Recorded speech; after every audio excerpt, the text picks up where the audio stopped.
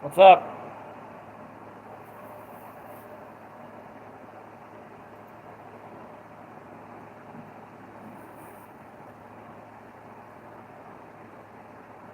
Let some people get in here, and then we'll start ghost stories in about 29 minutes, guys. 29 minutes, but we can talk about whatever until then.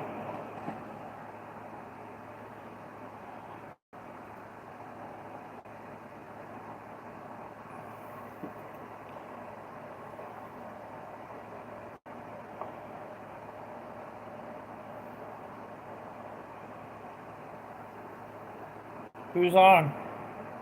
Say something.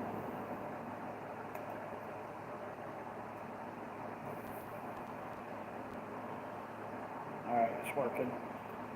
Make sure everything's working.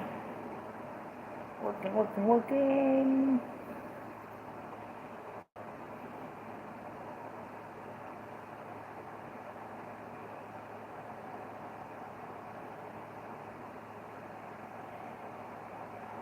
I don't know how. Does it have anything to do with this? Okay.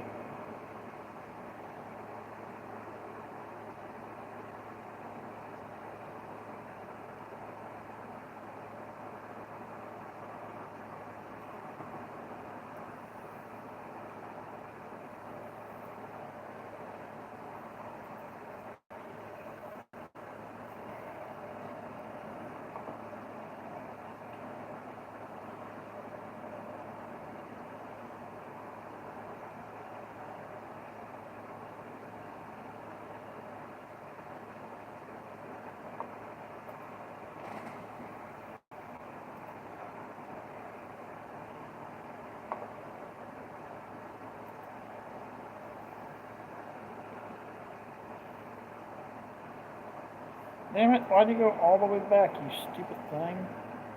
Alright. Motherfucker, this internet's pissing me. Really? What's up, guys? We got about 26 minutes. 26 minutes. Let's see what Cammy's saying while we're waiting.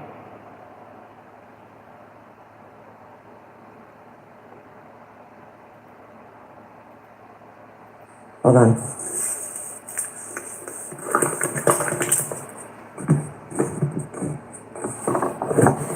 What's up, guys? I don't even want to watch that. I don't really care right now. Gonna be going live and like with the ghost stories in 25 minutes. 25 minutes and counting, guys.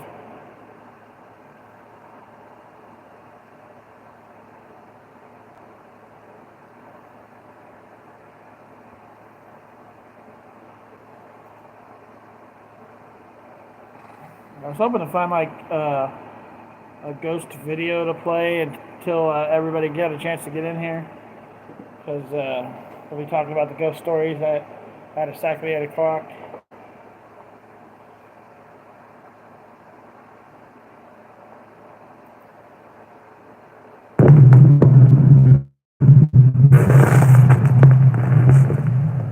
Captain Ghost caught on camera. Mistaken identity. That's not what I wanted. Search to try again. Who's on, guys? We're going to talk ghost stories in about 24 minutes. 24 minutes, guys.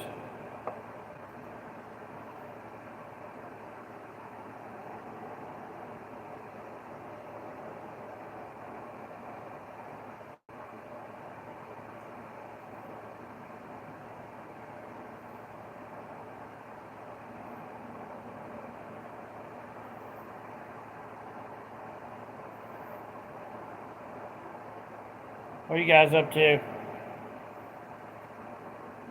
See, there's 3 people on now. Now there's 2. I can't figure out how many people wants to be on. But yeah, we're definitely talking ghost stories in about 20-something minutes.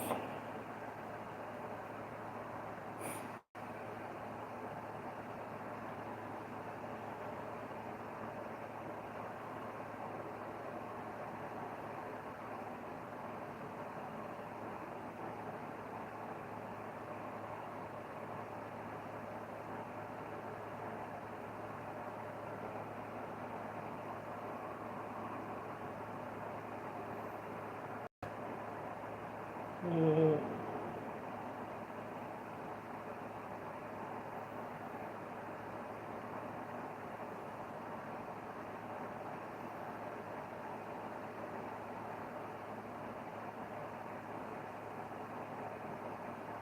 They got a haunted car wash attraction in Vegas. I got nothing to eat. What's up, Billy? We'll be going out live and talking about the ghost at exactly 8 o'clock. Which most of you guys that'll be 9 o'clock. But I wanted to come in and bring people in, so there'll be at least some people in. Because last time me and Mom went live, it was like 20 minutes before people came in. Like we were talking to ourselves for 20 minutes. So I figured this time I'll start 30 minutes early, and by the time we go live at 8 o'clock with the ghost stories on here, it's going to be on this video, maybe people will be here.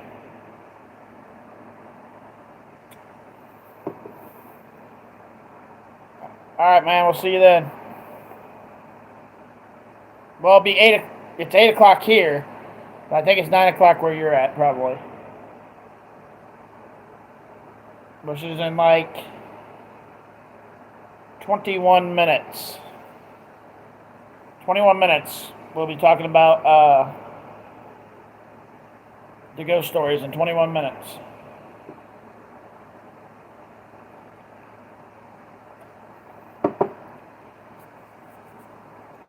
Anyways, apparently there is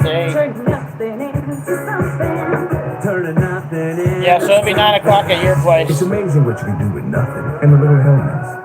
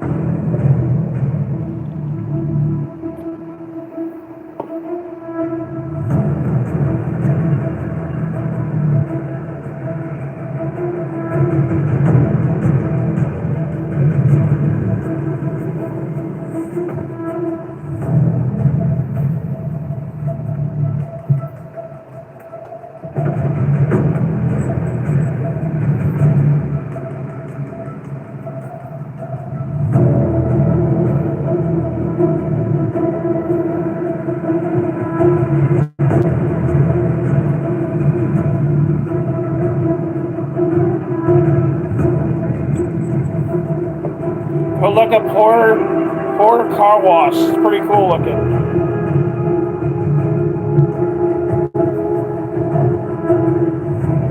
We'll be live with the ghost stories, guys, in 20 minutes. 20 minutes. Well, 19 minutes, actually.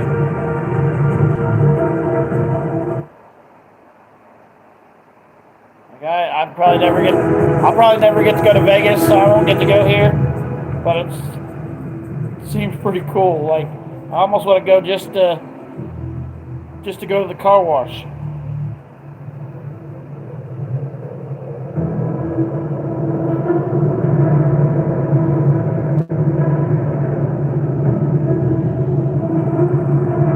Is it really gonna wash? Oh, it really is a car wash too. That's kind of cool.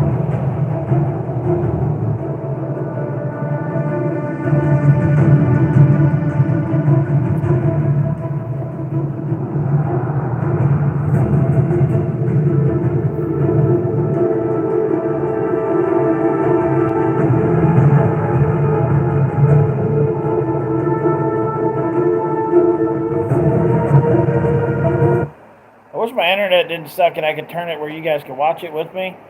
But, yeah, it'll probably be crap if I do that. Let me try it. You guys tell me if it looks like crap.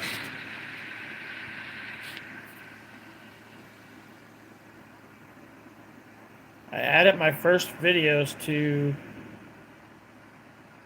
Thank you, laughing out loud. How's it going, Ashley? We're going to be starting to talk about ghost stories in about 18 minutes, but I wanted to come on and get some people on here. All right, I'll check it out. Let me write down your name on here so I remember to do that after this. I don't know how long this live is. Usually, all of us get talking, and the live usually takes like an hour, 2 hours, 3 hours sometimes. I don't think we've ever got to 4 hours, but I definitely want to support your channel.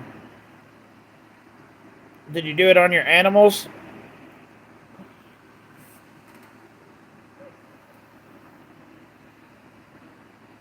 See if I can find it real quick while I'm waiting for everybody to come on. What's up, Jeep? What's up, Hannah?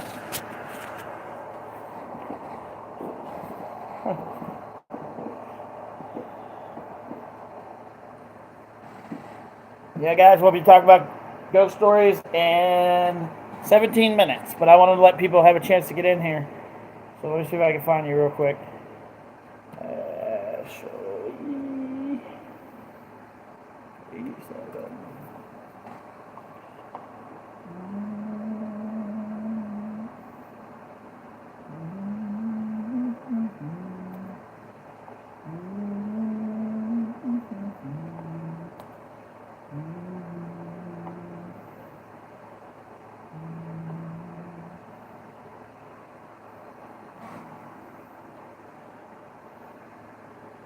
Okay, you got your dog. Okay, I found it.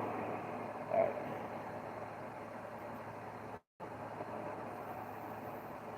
Oh, you put a couple of videos on today, didn't you? 5 of them.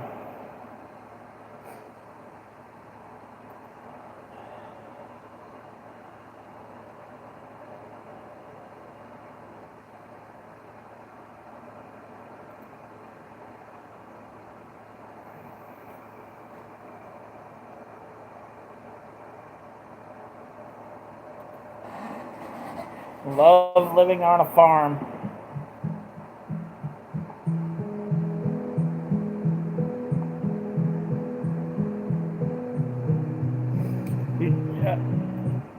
You do realize, Ashley, on the short videos, like you got, they give you an option to put music in, and if you use that music, you can't get copyrighted. Like it's at the bottom after you make the video, it'll ask you if you want to use YouTube music, and if you use that, it won't give you a copyright.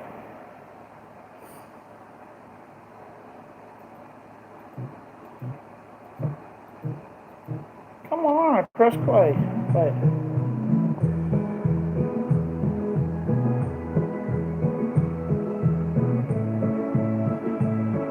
Yeah, if you use that music, you can't get a copyright. So, it only works on the short videos, though. Yeah, it only works on the short videos. Yeah, that was pretty. That farm's gorgeous. I don't think I pressed like though. Let me try. Let me go back in there and try again. Nope, I didn't. No, I did. Okay. One of your videos got 117 views already. It's the baby goats having fun.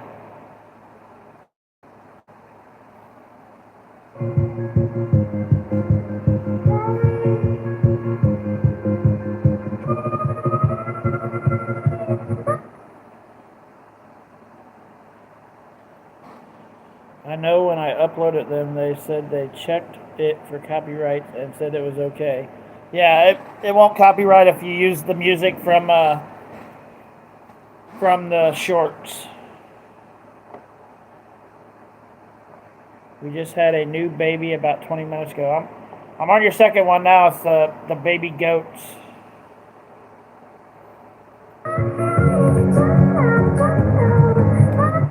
Now I gotta turn the music off because you can't use that music on YouTube on the live though. So that was cute. Oh, dang it. I keep forgetting to press the like button. Wake up, Danny. Dang it, don't go out of there. What the hell?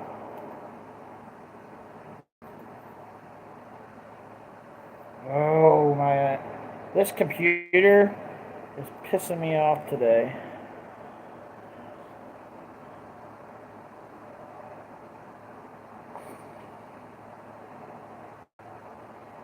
Yeah, but those little videos, people like that kind of stuff. Like, some people can't want to live on farms, but they can't afford to live on farms. And for some reason, this stupid thing is pissing me off.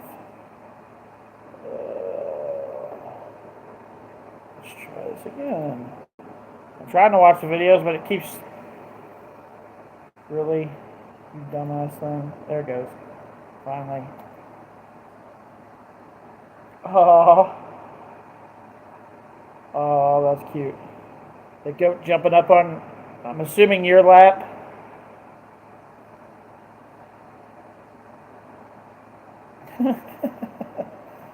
uh, don't go out of here. And then the baby goat having fun. This is the one you got the most views at.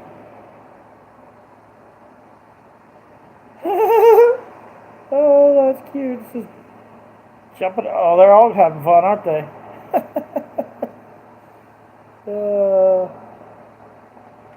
They can jump pretty high for little bitty guys.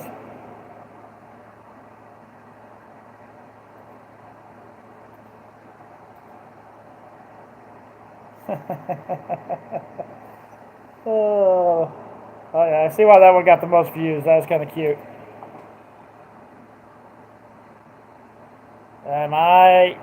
You're lonely. You're also weird, Brianna. I told the kids that it would be a way for us to keep the videos, but also let others see them too. Yeah, that's definitely a way to look at it. And then creek after the rain.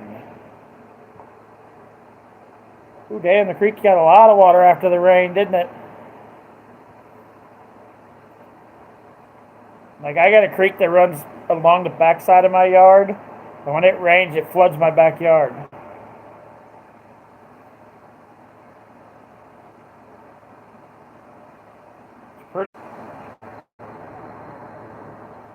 Hopefully it doesn't get all night.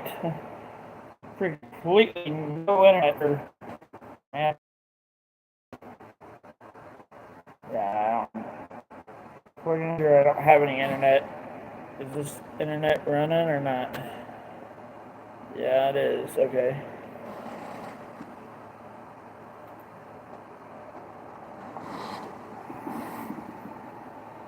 Yeah. I'm pixelated really bad too, ain't I?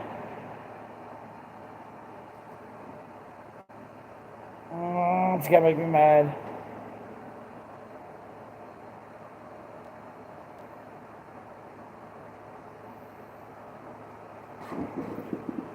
I'm not even... What the fuck?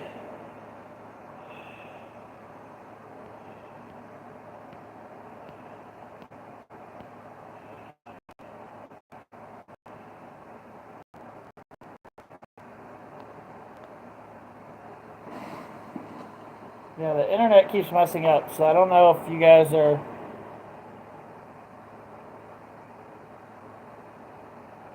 you'll have to download a program to do that, Ashley. I don't know if you're still here because my internet keeps messing up. You'll definitely have to download something for that. Can you guys see me clearly or not? Because my internet is really screwing up right now, and it looks really pixelated on the computer.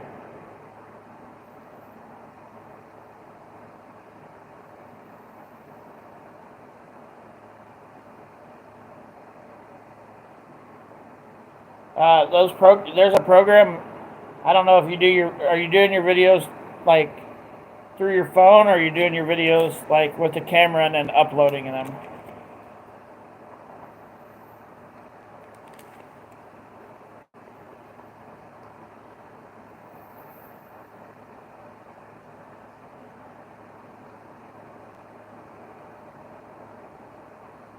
Okay, I think it's starting to clear up, which is good, I guess. Yes, guys. 7 more minutes and then we'll start telling some stories.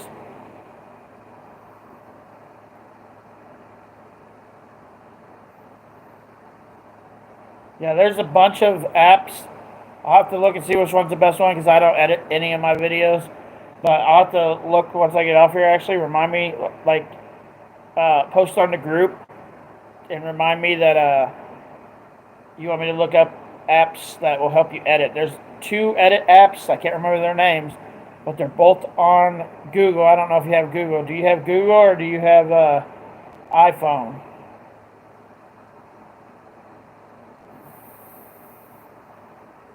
But I know there's 2 on the Google App Store that are free that are very good ones. I don't know about iPhone.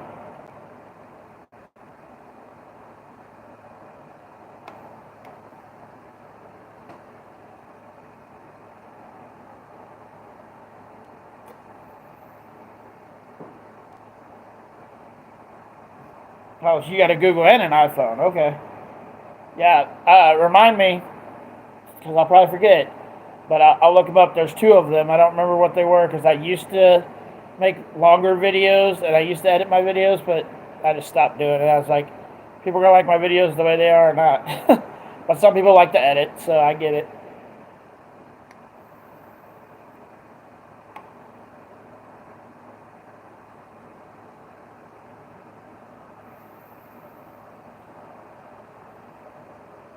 Five more minutes. 5 more minutes.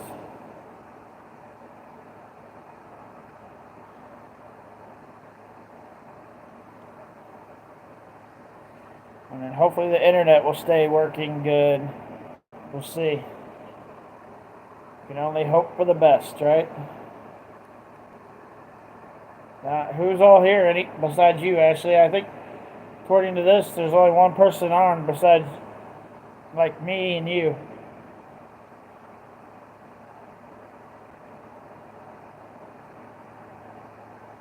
Yeah, that makes sense. Like, your kids are still pretty young. And some parents don't want their kids on the internet, and that makes sense too.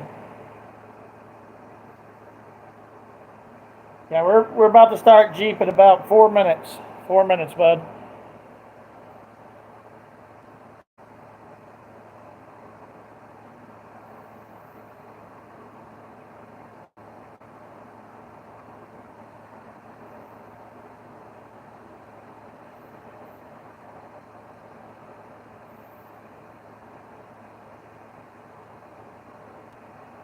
Yeah, I figured, I was like, either it's you or it's one of the kids. Because sometimes people don't want their faces shown either.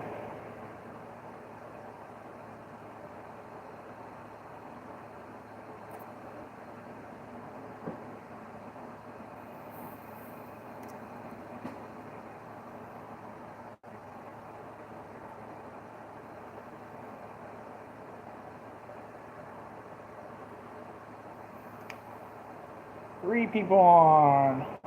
Nope, Billy, we haven't started yet. Still 3 minutes, bud. 3 minutes. Arf, arf. Okay. Yeah, there are some weirdos in Kentucky. You're right. And I have been to Kentucky a few times. I've been through Kentucky. I don't think I've ever stopped in Kentucky, but I've been through Kentucky a few times. So, love to go. Yeah, Gettysburg would be awesome. Bark, bark.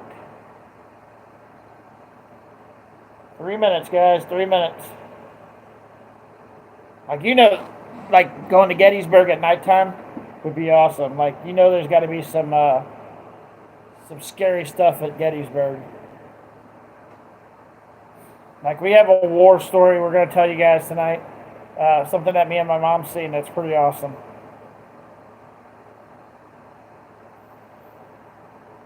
Donna doesn't work nights. She works mornings.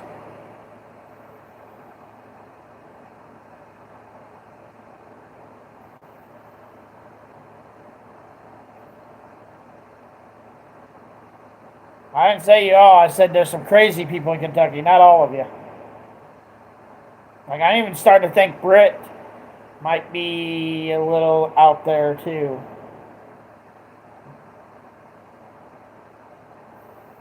A lot of people probably won't come to this live because I think Cammy's live.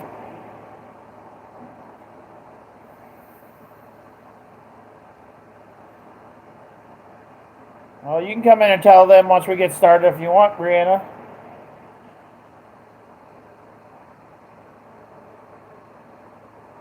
Billy, you think Brit's kind of one of those like that too?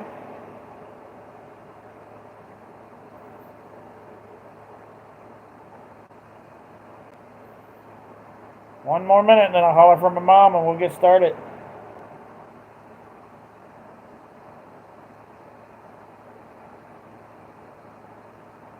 She'll come in here wear her coat because I got my air conditioner on. Yeah, there's something wrong with that girl. Like she said something in a video and then she said she never said it. It's like, yeah, you did say it.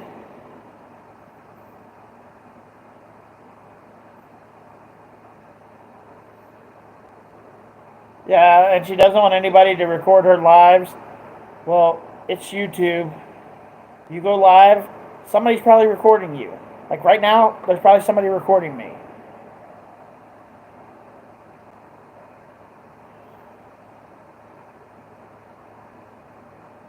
Texas Devil's Ridge. Very cool haunted place that it has been on Unsolved Mysteries.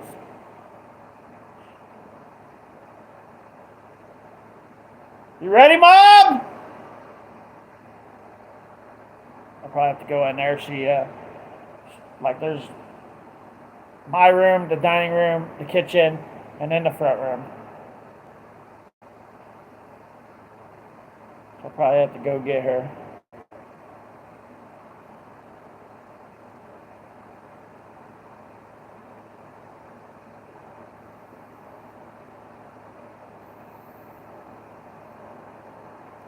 Johnny is what, Billy?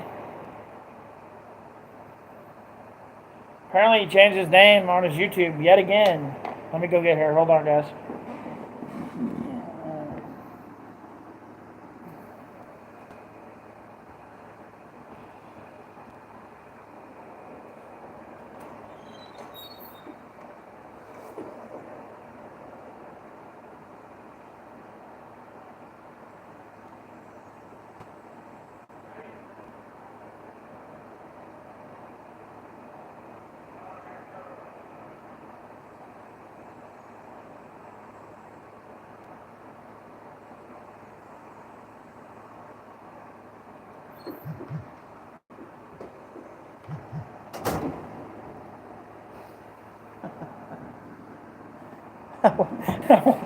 What's up, guys? Oh, shit. Yeah, Johnny probably is recording me. I wouldn't doubt it. Yeah, Gobble Nation. That's what he named his new YouTube channel. I walked in there, and my mom's playing on her game on her tablet, and didn't realize I was in there, and I said, "Are you ready?" she freaked out. She's like, "Oh, my God." Oh, shit, that's funny. Yeah, Billy, I wouldn't doubt it. I wouldn't doubt it one bit that he's recording me.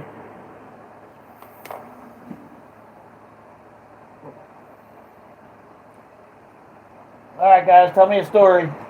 We'll wait for my mom to get in here, and then we'll tell you guys some of our stories. But tell me one of yours. Let's get this rolling. I'm sure you guys got some stories.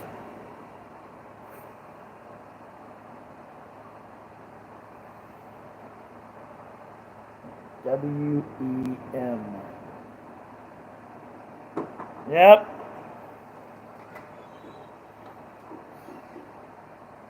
Freeze time. Yeah. I just took out ibuprofen because my knee's killing me. Oh, my knee's been good today. I don't know. Well, it hasn't popped today. How about that? It's had a few Few moments. How's it going, Dustin? I know what SCPs are, because my kids tell me, but it's not like something I've really ever looked into, but I'll write it down. SCP. So we're good for whatever story you want to tell. Hi guys. In case you don't know my name is Anna. I'm Danny's mom, Johnny's mom. You guys met, some of you met Johnny the other day. Today we're talking about ghost and UFOs. I got one UFO story. and UFOs. Yeah. So, Ashley said, "Hey, Mom, how are you?" hi, I'm fine. How are you, Miss Ashley? Jeep said hello. Chief? Jeep. Jeep.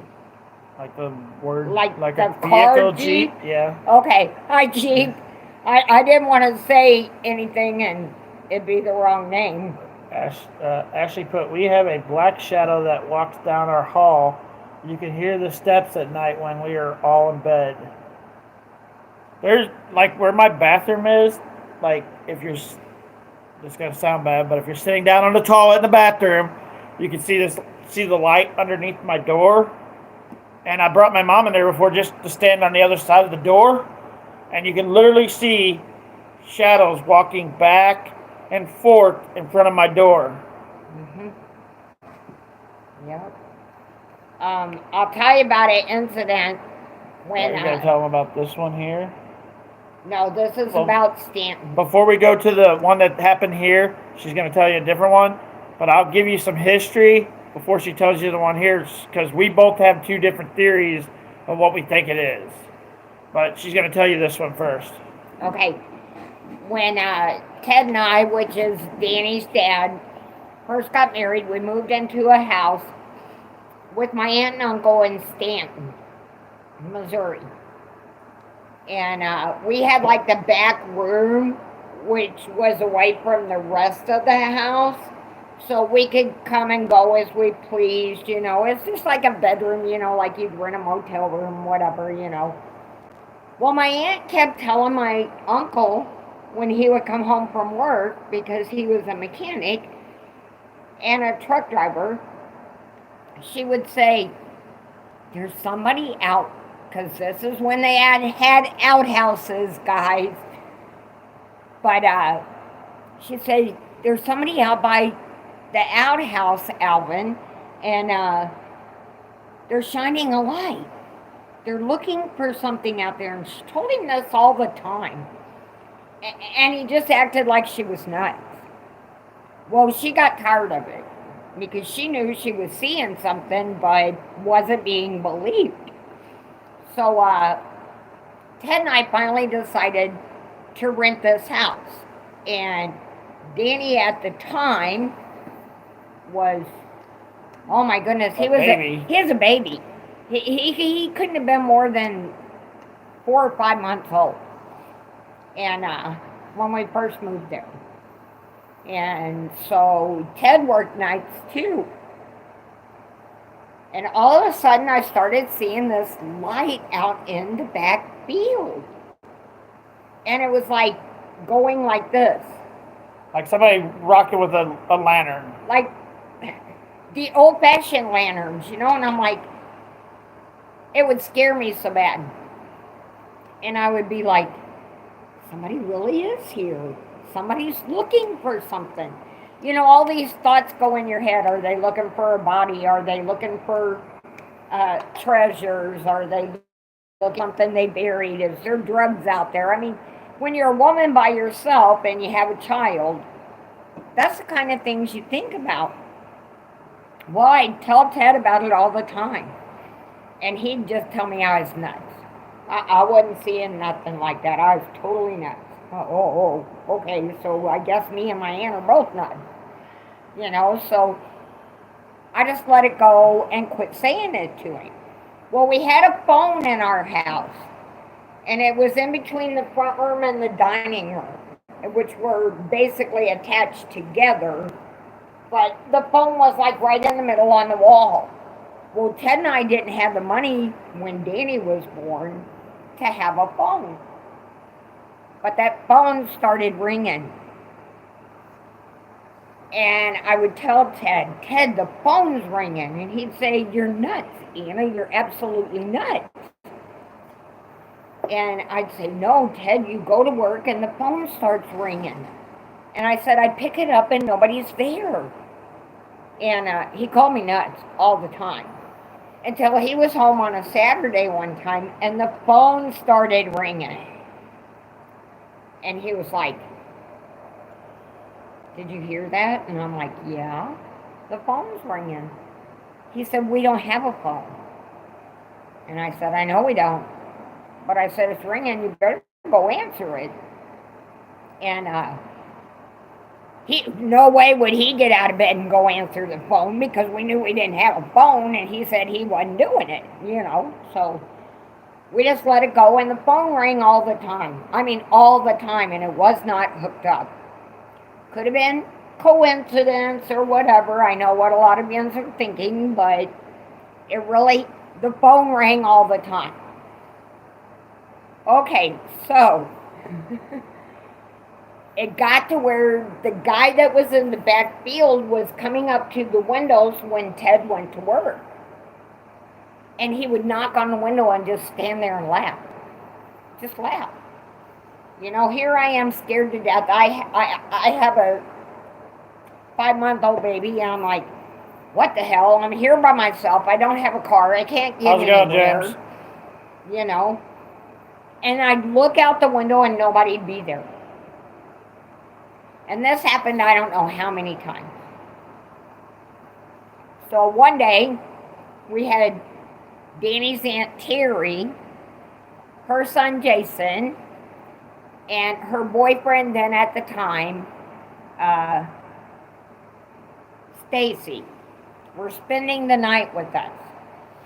And we had took down the wall. Ted and I had made a doorway to the back bedroom where I told you we were the only ones that could go in it, but instead we blocked off that door and made a door so the house went straight through. It was the front room, then Danny's room, then our room. Well, Terry and her boyfriend, and Jason, her son, was staying in the front room on a pallet. And Terry kept hearing this knock, knock, knock on the window. And somebody just standing there laughing. She'd get up and look and nobody be there. Stacy finally heard it. Knock, knock, knock. He looked out, he said he came straight to straight with the guy standing there looking in the window. Those two people jumped in mine and Ted's bed in between us. This is grown-ass people. They left their baby in the front room, jumped in between me and Ted in our bed, and said they weren't moving until it was daylight. I had to get up because I was used to it. I had to get up, and here's Ted still not believing that this is going on or anything. So I had to go in, get their baby, bring their baby in, put their baby in with Danny. And their baby was like 3 years old at the time. Jason was? Yeah, he's about 3.5 years older than me. Yeah, he was about 3 years old at the time. And so I put Jason in Danny's baby bed, which he was way too big for it, but come on, that way he had somebody there with him and Danny, And my sister-in-law and her boyfriend slept with us. It was funny, but it wasn't. So Ted decided one day that he was going to act like he was going to work, and he was going to go up and he was going to park the car at our landlord's house, which was just right up the hill, and he was going to walk back down and see if anything happened. So he comes in the house, and it was like 30, 40 minutes later, he hears a rap, rap, rap on the front room window. He grabs his gun, I'm not kidding you, grabs his gun, flings open the front room door, starts just shooting. I mean, just shooting. He didn't get nobody because it was a ghost. Okay, so what made us move out was one night we came home and Danny was like, at this time Danny was like 10 months old, 11 months old, something like that.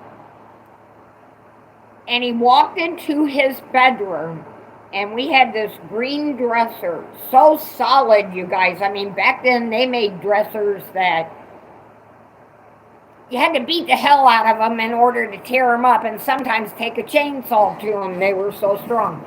This dresser fell over on my baby.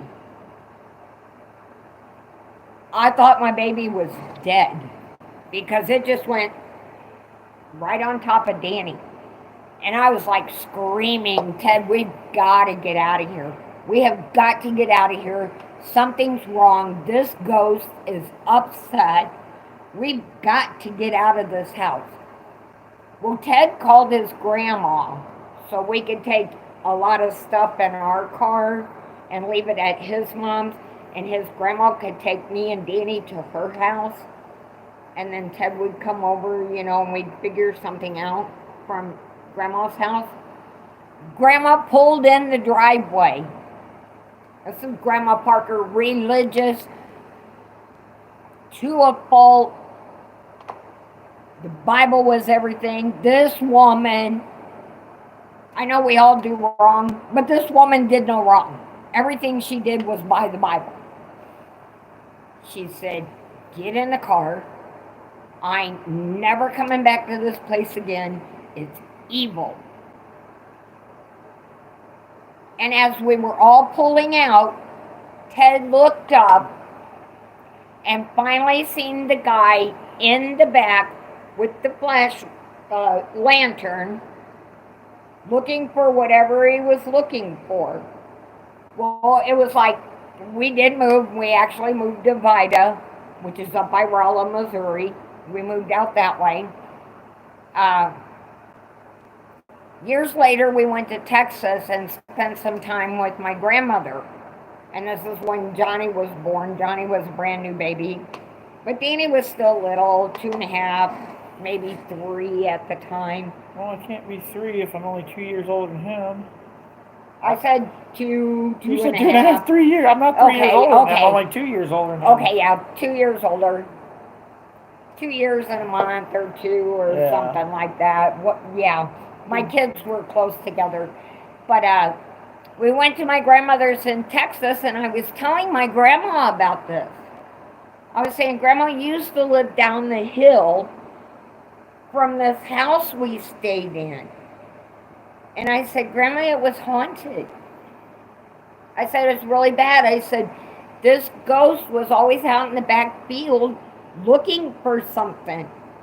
I said, and I never understood it. I said, the phone rang and it wasn't hooked up. And I said, the dresser fell over on my baby. And I said, this guy would always be standing at the windows knocking on him. And my grandma moved out of that area, and she told me why. She said, the guy that used to live in that house had killed his mother and buried her somewhere in the back field. And he was a lunatic, but he had passed on. And Grandma said a lot of people had seen him out there trying to remember where he had buried his mother so he could ask for forgiveness. That's a true story, you guys. I mean, a true story. It got so dangerous, the guy didn't come after me or Ted or any other adults. The guy came after my baby and just took that dresser. He could have killed him. I mean, the cool thing about this story is they didn't take much of their stuff. They left everything, pretty much. And like 25 years later, me and Dad went there. It was the first time I ever seen the house, because I seen it when I was a kid, but I didn't remember it. So Dad took me out there to show me it. And apparently everybody that lived in that house left the house without their shit, because there was pictures of me when I was a baby still in that house 25 years later, and other people's pictures and other people's pictures. Like, the house was full of stuff where people just up and left the house. Like, and then the house on top of the hill burnt to the ground, and when that happened, they bulldozed all the houses. Yeah, they even took that one down. So Yeah. it's no longer there. But I'm sure that guy is still out Well, there. there's a big looking. ass mansion house that they built. Like, it comes down this street, and then there was the big house here. That was the lady that owned the property. Fanny. And then there was little houses off to the side. Like 4 of them, I think, right? Or was there 3? Off of Fanny's property? Right in front of her house. Yeah. I think there's 4. There was 4 but little she houses. didn't rent them all. But there were 4 little houses that sit in front of her house, and those were the places she rented out. Well, they tore all them down, and then the road goes down just a little bit further. Well, where that road goes out now, there's this big ass house. Yeah, my grandma lived there. She lived down the hill. Oh, well, I'm not going that far. I'm like just past where the big house was. Like right now, to this day, Right. there's a brand new house that's been built there. Yeah, but at the time, the grandma lived there Well, in an older house. I'm not They talking about. bulldozed it. I'm not talking about at the time. I'm talking about 25 years later. Right. So I wonder. Now it's a I mansion. wonder if the people that live in the house that's there now, because it's a huge ass house, ever seen the ghost?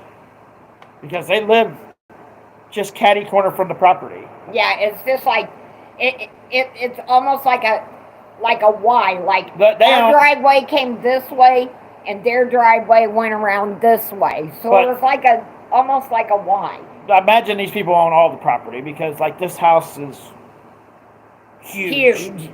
But yeah, I just wanted to stop there one day and ask them, have you ever seen any ghosts in that field? Can I stay there one night?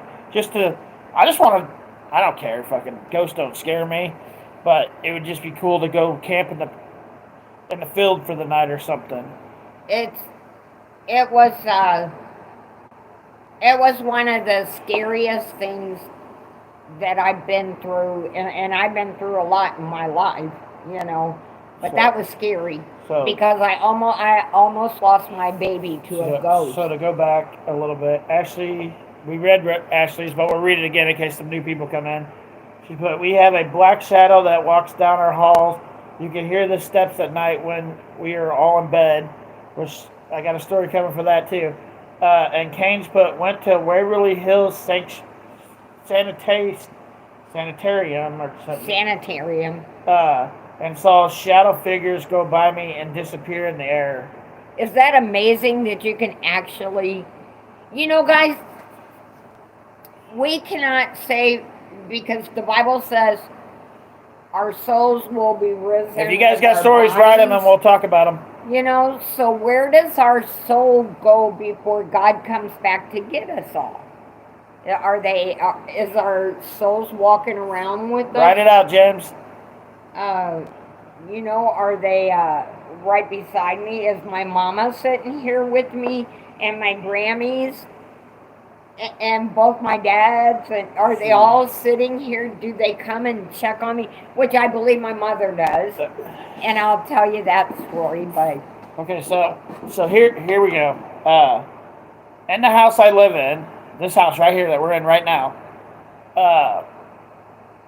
the Civil War, like the turning point of the Civil War happened in this town. Like, yes. If they would not have battled here, they wouldn't have went to St. Louis. They would have went the opposite way. Yes. So being they took the battles happened here, they took the troops to St. Louis instead of Rolla, and that was the turning point of the railroad. Yeah, that was the turning point of the Civil War. So the Confederate was on that side, like the train's behind me. The train tracks are behind us, like right behind us this way, and the Confederate was fighting on that side, and the Union was fighting on this side, and so there had to be hundreds of people that died right here, like in this little area where I'm at. Like I own this property, and both properties on the other side of me, and it's a pretty big area. Probably 6 acres altogether, and so a lot of people probably died in these 6 acres, and it was. And right behind us, there's open fields. Yeah, there's Dad used to Civil War hunt with the metal detector. In the field behind, the field in front of me. over there. He believed he fought in the Civil War. And, but anyways, so we were here, it was like the first year, wasn't it? Probably. It wasn't Well, even, no, I think it's about 2 years in. No, I don't think it was. I think it was the first year. I think it's about 2 years in. Either way, because Billy was at work, so it had to have been about 2 years in. Billy was here the whole time. No, he wasn't here when that happened. But I'm saying he was here during the first 2 or 3 years. Yeah, but he was at work. I don't see what Billy has anything to do with the story. But anyways, so I'm in the kitchen. I think I was making something to drink. I can't remember exactly. And Mom's in the front room. And all of a sudden, I hear something like... No, you came back and sat at the desk. No, it was not. This desk was not here. It was in the front room. At the desk was in the front room at the time. You came back in and sat down. Maybe, anyways. At the desk, and it was me and you in the living room. Either way. So, I hear something coming through the house. Like I can't even explain it. It's like wind, like a strong gust of wind. And it was like a tornado. Like it's coming through the house, not around the house, not outside the house. No, this is coming through the house. And you can hear it. It's going... It's moving stuff. Like, and you could see it. You literally could see it. And hear it. As it's coming through the house. Whistling its way through the whole house. And it didn't pick nothing up. It just moved it. It moved papers like a tiny bit, just enough to know that they were... But this was...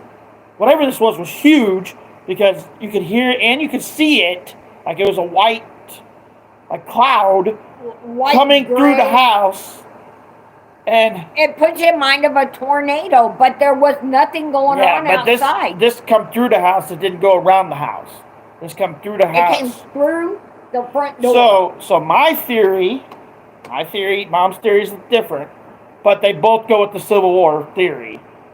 My theory is it was a cannonball because they shot cannonballs back and forth across the railroad tracks. At each other. It could have been a cannonball going through the house, like through the house. Like reenactments. Yeah, like a cannonball coming through the house. We don't know if our soldiers are still fighting for us. They could be fighting nonstop right now, but I think it was a cannon. But Mom thinks it. I'll let her tell you what she thinks it is. Okay. It was really weird because I never... You guys, I can't even tell you, it made my hair stand on end because I looked over at Danny and I said, Danny, did you see that? Did you notice that? And he goes, yeah, Mom, I noticed that. I was almost afraid to talk to him because I thought he would think I was totally bonkers and nuts. Because when you tell somebody something like this really happened, people think you're bonkers and nuts. But this really happened. What I think it was is I think they still are having the war, the ones that are gone. I think that's still going on, and I think they were all on horses, and they came right through the house, and that was the dust from them. Because they didn't hurt us or nothing. They just went through the house and were gone. Nothing else. It got quiet. Like it was. But it was so loud. It was like rattling everything. It was scary when it happened. Oh my god! But it was neat as hell once we realized it wasn't there anymore. Then it was like that was freaking awesome. But when it happened, it's like, what the hell was that? I was afraid to say to Dee. I thought he'd think I was nuts and he was going to have me committed or something. I was like, son, what was that? Did you notice that? Did you see that? Did you hear it? And he goes, I did, Mom, and I don't know. It was like when you're outside and the wind goes by. Imagine the wind going by. But imagine the wind being white and so strong and smoky like that it's pushing you where you can't move. You sit there frozen That because you don't understand what's going on around you. That's how strong this was when it came through the house. It was totally amazing. Now, like I said, I think it was a bunch of Civil War folks on horses, and they just went through the house. I think it was a cannon blast, but either way, and he thought it was a cannonball. Either way, it was freaky. And I remember Danny and I telling his dad about it, and I don't know if I don't remember if he believed it. He did after well, he didn't believe, like, just one of us telling him, he didn't believe it. Like, your mom told him first, and then when I told him, he's like, well, it must be true. You both said the story. Oh my God! And we didn't change it. Yeah. I mean, we both had the same story. I mean, how can you? You guys, it was totally amazing. I don't know what it was to this day. Never seen it again. It never happened again. Never happened again. But it was really eerie and creepy, and it makes you wonder, did I just see something that I wasn't supposed to have seen? Or all right, well, let me get to, you just don't know. Let me get to one of their stories. I'll tell a little Gwill story here in just a minute, Donna. James put, when I was 11 years old, I had a ghost come to me. She was wearing all white with her head in her hand, and she was calling my name. She was like, Jimmy, Jimmy, help me. It was an old trailer that we used to have. Like, I guess they lived in an old trailer that... Oh my gosh, Danny's dad. What's the guy's name? Jimmy. Danny's dad. Well, it's James. We always call him James, but I think his real name's Jimmy. But on YouTube, he goes by James. So. Okay. James. That sounds so familiar to a story that my ex-husband told me when he was a young teenager, and they lived, out in Cherryville or something. Well, and nobody knows these towns, Mom. And it was out in Cherryville, and they lived in a trailer too, him and his mom, and he said he kept having this dream that a lady was coming in with her head tucked under her arm and bothering him and flopping on him of a nighttime, and he said there was blood everywhere, just blood everywhere, because she wanted help. That just amazes me that you had the same thing as him. Like, not the same, but similar. So close. His mom finally had to move out of that trailer because Ted was petrified. Because it happened to him all the time. This lady would come in with her head under her arm and flop on his bed on him and tell him to help her. Yeah, that's amazing. All right, so Ashley put, at night, if you stand in the kitchen and look out the window when you do dishes, there is a lady in a long white dress, like an old-time dress, that walks back and forth outside the window. Oh, have you ever tried to talk to her? Have you ever tried to talk to her, Ashley? Like, I'd go outside and say hi. Like, I'm not scared of ghosts. I used to be, but I'm not now. My father, we were around that crap all the time. My dad was... Oh, Ted lived it. Yeah. I mean, he went everywhere that he heard about ghosts, and I mean, he checked out... Oh my gosh, he had pictures and everything of ghosts, you guys. It was just like so amazing, some of the stuff that Danny's dad did. I mean... This ain't really a ghost story, but I guess it kind of is. Like, my dad used to arrowhead hunt. And he'd go in caves, and he'd dig in caves. And he found an Indian head. Like, the actual head of the Indian. Skull. And they had really sharp teeth. Like, Indians had they grind their teeth to make them to a point. They did that because they didn't have the tools and stuff that we do, and when they ate deer and stuff, you know, they had to... But anyways, my dad took one of the teeth out of the Indian's mouth. 2 of them. Well, 2, 3, let me tell the story. Okay. Took one of the teeth out of the mouth of this Indian and brought the tooth home with him. Well, like, a week later, the same tooth that my dad had perfect teeth at the time. Oh my God, beautiful, gorgeous And, white teeth. That tooth that he took out just fell out. Like he's just one day he was walking. I don't remember. I think he was at his house, and the tooth just popped out. That tooth that he took from that Indian's mouth fell out of his own mouth. He said that next day he took both the teeth back to the cave, put it back in the Indian's head, dug a hole, put the Indian's head back in the hole. He said he will never go. And my dad wasn't petrified of nothing. No. He would never go back to that cave because I always would ask him, let's go back. I want to see.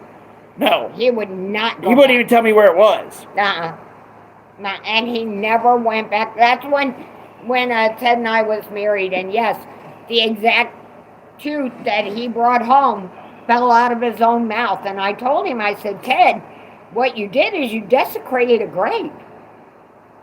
And I said, that Indian's getting even. You need to take that back. And he did.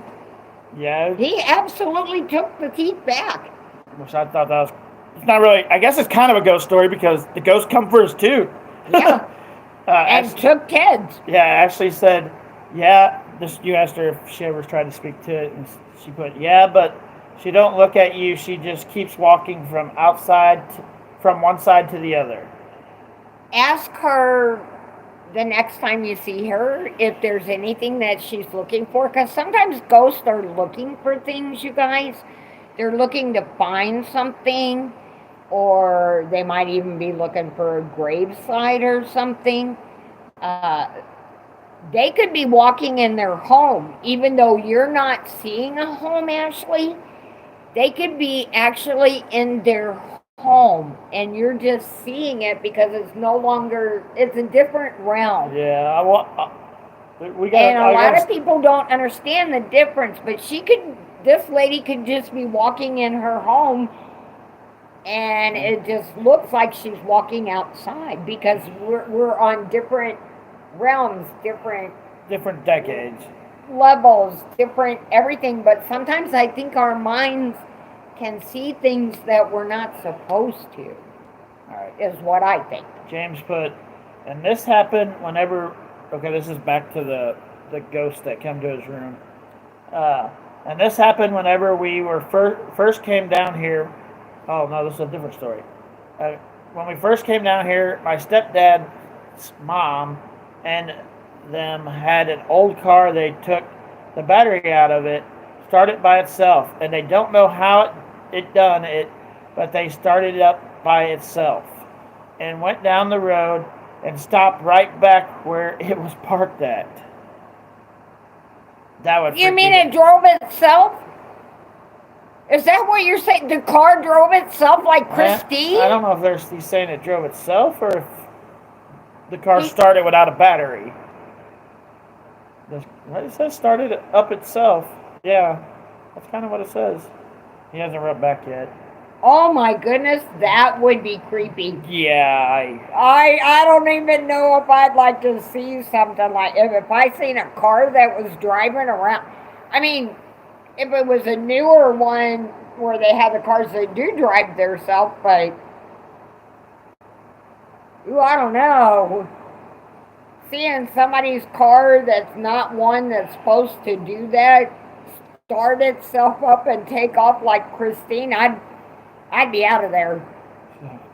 So there's this. It's like it used to be a hospital in California, Missouri. Like me and my dad were up there.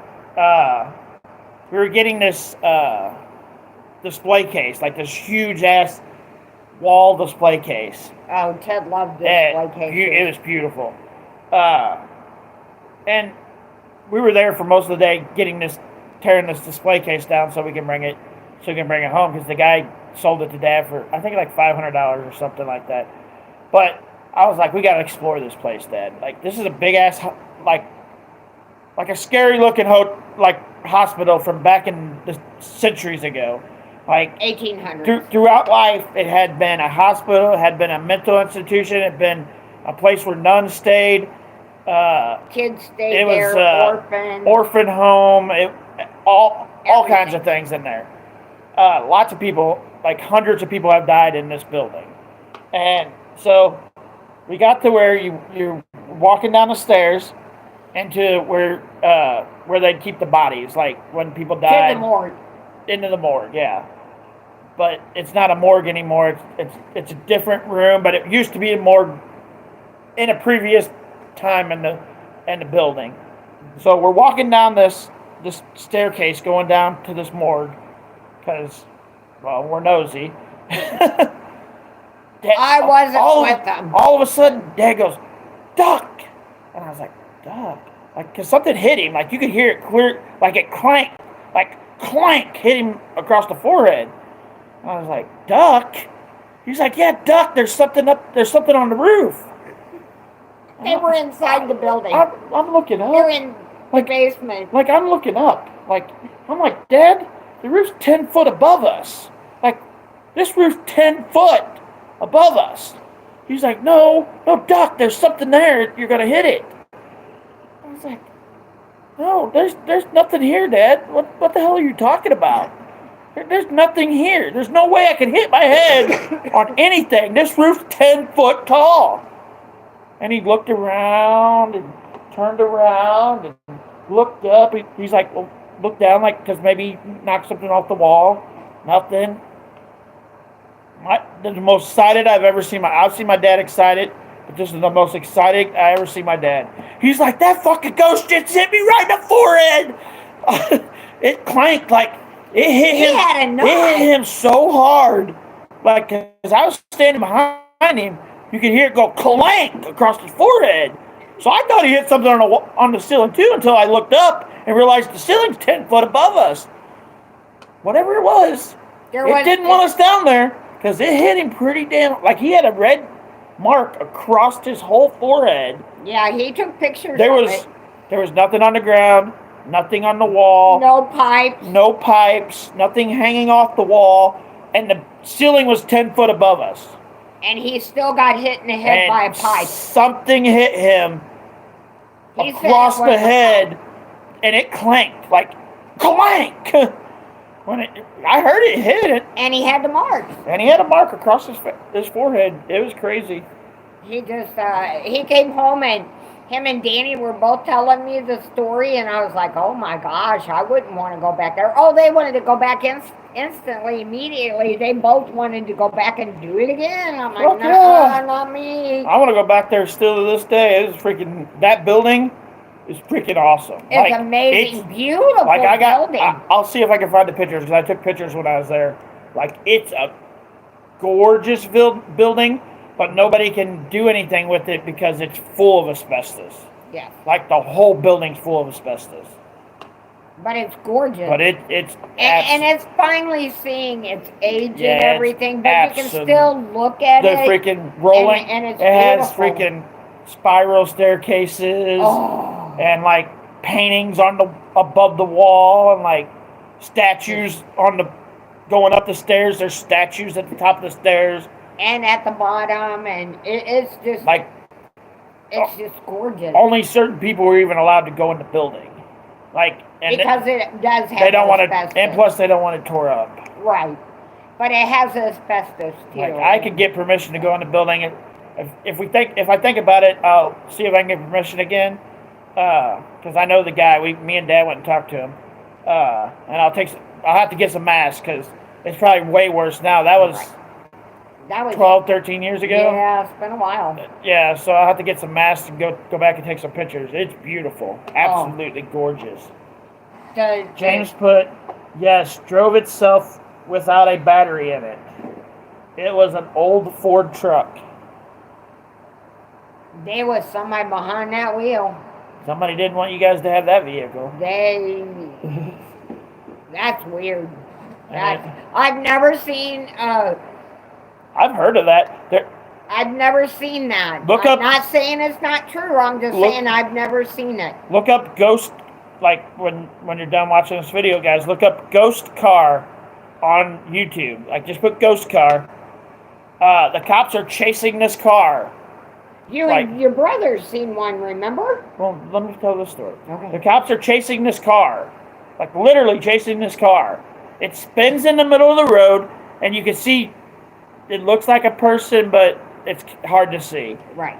And the cops spin around, and this car goes through the field and through the fence. Like there's a big ass fence. Huge. Like there's no way to go around this fence. Well, when the cops get to the fence, the car's on the other side of the fence going down this field. It's a pretty. You got to go look it up. It's called the ghost car. Danny showed it to me, and I was like totally amazed. It's called the ghost car. Oh, it's really good. Okay. You should tell them about after. I don't even know what you're talking about. I don't remember a ghost car ever. But Billy put. You can tell in a minute. Billy put. I walked by a ghost one night. Walking. I was half a mile from the house I grew up in. This guy is 1970s clothes walking towards me. I'm walking past him. He says, "Have a good night." I replied, "Yep." Got 10 foot past, turned, and he was gone. Told my dad, described the guy. He said it was his friend that was run over back in the 70s. I was ran over in the 70s. That's crazy. So your dad's friend just checking on you, make sure you're doing good. Oh, he was making sure you made it home safely. That's awesome. That's an awesome encounter. I like that. That is awesome. I'll tell you, when my mom passed away, it's been like a year and a half now. It's been about a year and a half. 2 years. She died the same year Dad died. 2 years. My mom just died in December 2020. 21, wasn't it? No, 2020. She died Dad died 10 days into 2020. Your mom died 10 days. Okay, maybe at the end of 2020. Okay, yeah, I just they both died in 2020. It's really been rough, but I thought my mom was in 2021. I thought my mom's only been gone a year. Your mom died the same year Dad died. The exact same year. 2020. But anyways, so I'm here by myself, and I get this call from my sister, and all she says to me is, "Mom passed away at 10:15." And Yeah, that's you all can go ahead and block them if you want, Ashley. That's all she said. I don't know what that is. And I'm like, okay, so my mom just passed away.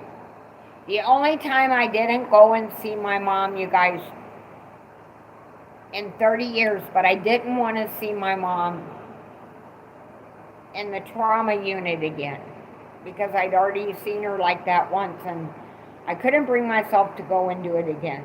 Shame on me, because I regret it. But the one thing that really relieved me is I hung up from my sister, because that's all she said to me, because she was upset too. And I walked in the kitchen, and I'm like, I need a cup of coffee. My nerves. My mom died. Okay, Ashley. It just hit me. My mom died. And I was very close to my mom. One of my moms, should I say it? I was one of my mom's pick. My mom loved me. And she had 7 kids. But yeah, I was always there for my mom. But anyways, I said, I have to have a cup of coffee. So I go in the kitchen and I get everything ready, because I do instant coffee. A lot of people don't, but I do, because then I don't waste by making a pot and it goes bad. But so I go in to make my coffee, and I come in the dining room, because we keep the sugar in the dining room on the dining room table. And I'm reaching down to get the scoop out of the sugar. And my mom says, just as plain as day to me, she never been here a day in her life, not to this house at all. I'm free, I'm free, I'm free. Except her mom's been here twice. Grab that.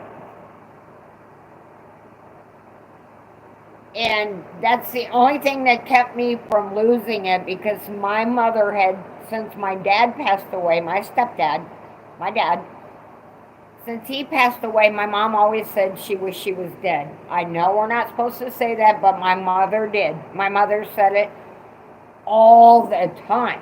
She did not want to live without my dad. She just didn't. So when she told me, when I'm standing right here in the dining room, and she said, I'm free, I'm free, I'm free, I knew her spirit was free, and I knew she was okay. And it made it a little bit easier because she told me she was okay by saying she was free. You know, she was flying away. She got her angel wings. She was free, you know. And it was so amazing to get that from my mom. Now Danny has a story about my mom. Let me have it. So we go to her mom's house after she died, and her mom collected horses, lots of horses. And this one lady there, she was kind of a bitch, but it's right there in front of you. Oh yeah. So I just wanted one horse. Like it's one. Playing. It's playing right now. My mom's here. So I'm sitting in my room, and I'm like, after we got this horse that's playing right now that we didn't wind up, like literally it's playing right now. Hi, Mom. Like Mom didn't wind that up, she just picked it up. But I'm sitting in my room, and I kept hearing something play, and I was like, what in the hell is that noise? Because I had it in my closet there. I was like, what do I keep hearing? This thing played for 20 minutes? 20 Danny freaking brought minutes. it in the front room. I brought it in the front room. You can wind it up. It has a wind up where you can wind it up. And I'm like, I didn't wind this thing up, Mom. It's just playing. Like it just did. You've seen it play a little bit right there. Like, it played for 20 freaking minutes. We could not stop it. And all you got to do is like this, and it should wind up and play. No, we didn't wind it up at all. I didn't. When I walked over there and picked it up, I did not touch anything, and it was playing. It's like my mom. So yeah, she lets me know she's okay. Because I was gonna get rid of this, but this piece will be in the family forever now. Because I'm not, like, I think that was my grandma telling me not to get rid of this piece, like to pass this piece down. She treasured it. Yeah. So it's just, sometimes it's amazing that spirits and people can come back. That I got some pot holders from my mom's house when she passed away. None of us kids really took much. Most of it went in the garbage, which I'm ashamed to say that. Yeah. Because my mom had a 3-story house. And your family are also pieces of shit. We'll leave it at that. I got accused of we're not going robbing my sisters. We're not going into that's not what we're talking about. It was my mom's stuff. Anyways. But yeah, I have towels here that were my mom's and pot holders, and they still, to this day, you guys, and they've been washed, and they still smell like my mom. If you want to know what dreams mean, Ashley, ask my daughter. She looks into that stuff a lot. Brianna has Grandpa's book on next that. time you want to know about a dream, ask my daughter. Yeah. Like, my dad gave her a book that tells what's going on in dreams. Plus, Brianna looks up stuff online about dreams. Like, she could tell you. Yes. Brianna does follow that stuff. She put, I wish I knew what dreams mean because I have had same dream like 100 times of my granny and grandpa and aunt walking down the driveway holding hands, and they keep saying everyone needs to run, get out. If here it's crazy, the look on their face, it's kind of like scary. It's a warning. Are you in their home? I have no idea. Are you in the aunt's? Are you in one of their homes? And then Ink put, hey, Danny the man and Danny's mom. Hi. And then, how are you? Have you got a ghost story you'd like to share with us? Please share. And then Donna put, Anna, remember when you and I was in that house you're in right now together, and we both heard kids saying, "Hey, Mom," and no one was around? Yes. Yes. Well, Absolutely. before Mom tells you this story, I gotta tell you. Like, my dad, like, I was buying this house from my dad, and my dad owned the 2 properties next to me. I own them now because my dad ain't here no more. But when we first bought both these properties, you'd always hear these kids playing in the backyard, like whistling. Like, Playing, whistling and laughing and playing running in the backyard. And at the time, there was no kids that lived even around here. Brianna was the only Yeah. one, and Keenan, Well, when Donna came over, yeah. or it was Danny's weekend, Keenan. There's kids here now, but when we first moved here, there wasn't no kids, and you'd always hear the kids playing in the backyard. Now she can tell you this story.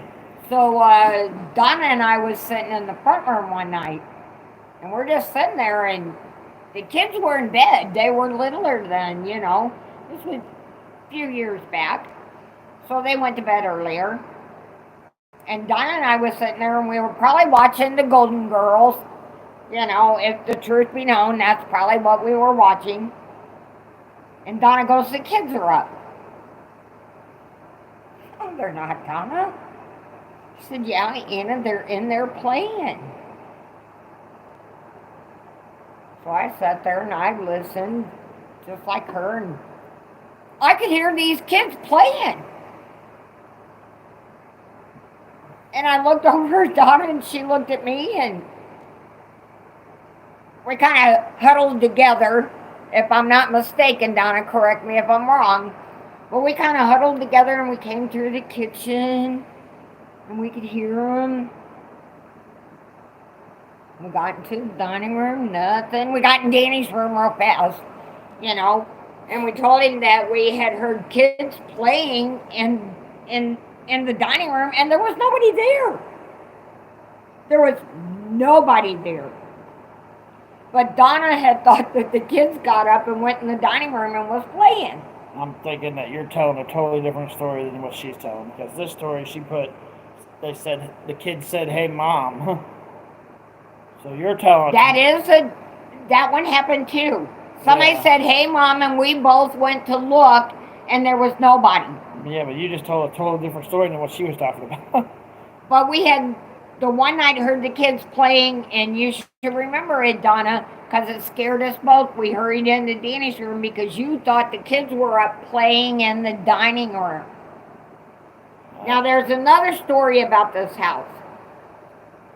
When Billy passed away, Billy was He was my brother. Pretty much my adopted son. I adopted him from the age of 6 on. He lived with us. He was the boy's brother. He was our brother. Huh? That's just all there was to it. Well, Billy lived here too for a while, and Billy passed away. Now there was something about Billy and ice, and I'm not kidding you. Billy had to have ice in everything. I mean everything. He had to have ice. So he hooked up the ice deal on the refrigerator where you just sit your cup under there, you know, and the ice comes out and all this kind of stuff. So Billy passes away. Danny and I cannot tell you how many times before Danny brought his desk in here, we'd be sitting in the front room and the desk would be in the front room, and Billy would go by and just knock on the ice thing, and the ice would go on the floor. It would just... Like you'd be sitting in the front room, and all of a sudden you hear there's ice coming out of the freezer, ice machine. Out of the ice machine onto the floor. And we knew it was Billy, because Billy was adamant there always had to be ice. Always. He had to have ice for everything, you know. And when it finally broke, which was... It's still not broke. I mean, It just shut off. We shut it off because it was using too much water. And it just kept making ice, and we couldn't... After you keep ice so long, you know, it stinks. Billy always kept the ice gone, and so did Johnny. Yeah. Johnny did too, but Billy was really, really bad about it, you know. And for like 3 or 4 years, Billy would let us know he was around because he'd go and push that button on there. And the ice would all go on the floor and we'd have to go in and clean up the mess. I actually put, I have a music box from my grandma and it plays by itself all the time, just out of the blue. And then she put, and then... That's your grandma letting you know that she's watching over you and that she cares for you. And then this is to answer your question about did one of those people own the house. She said they sold their house when they passed away.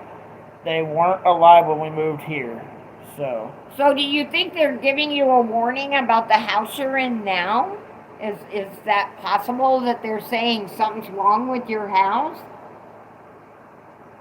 And then Ashley put, I can't use candles here for some reason. Every time I do, after a couple minutes, it goes out like someone blew it out. Now, I've heard a lot of people say they can't use candles because there's a draft somewhere that makes them go out.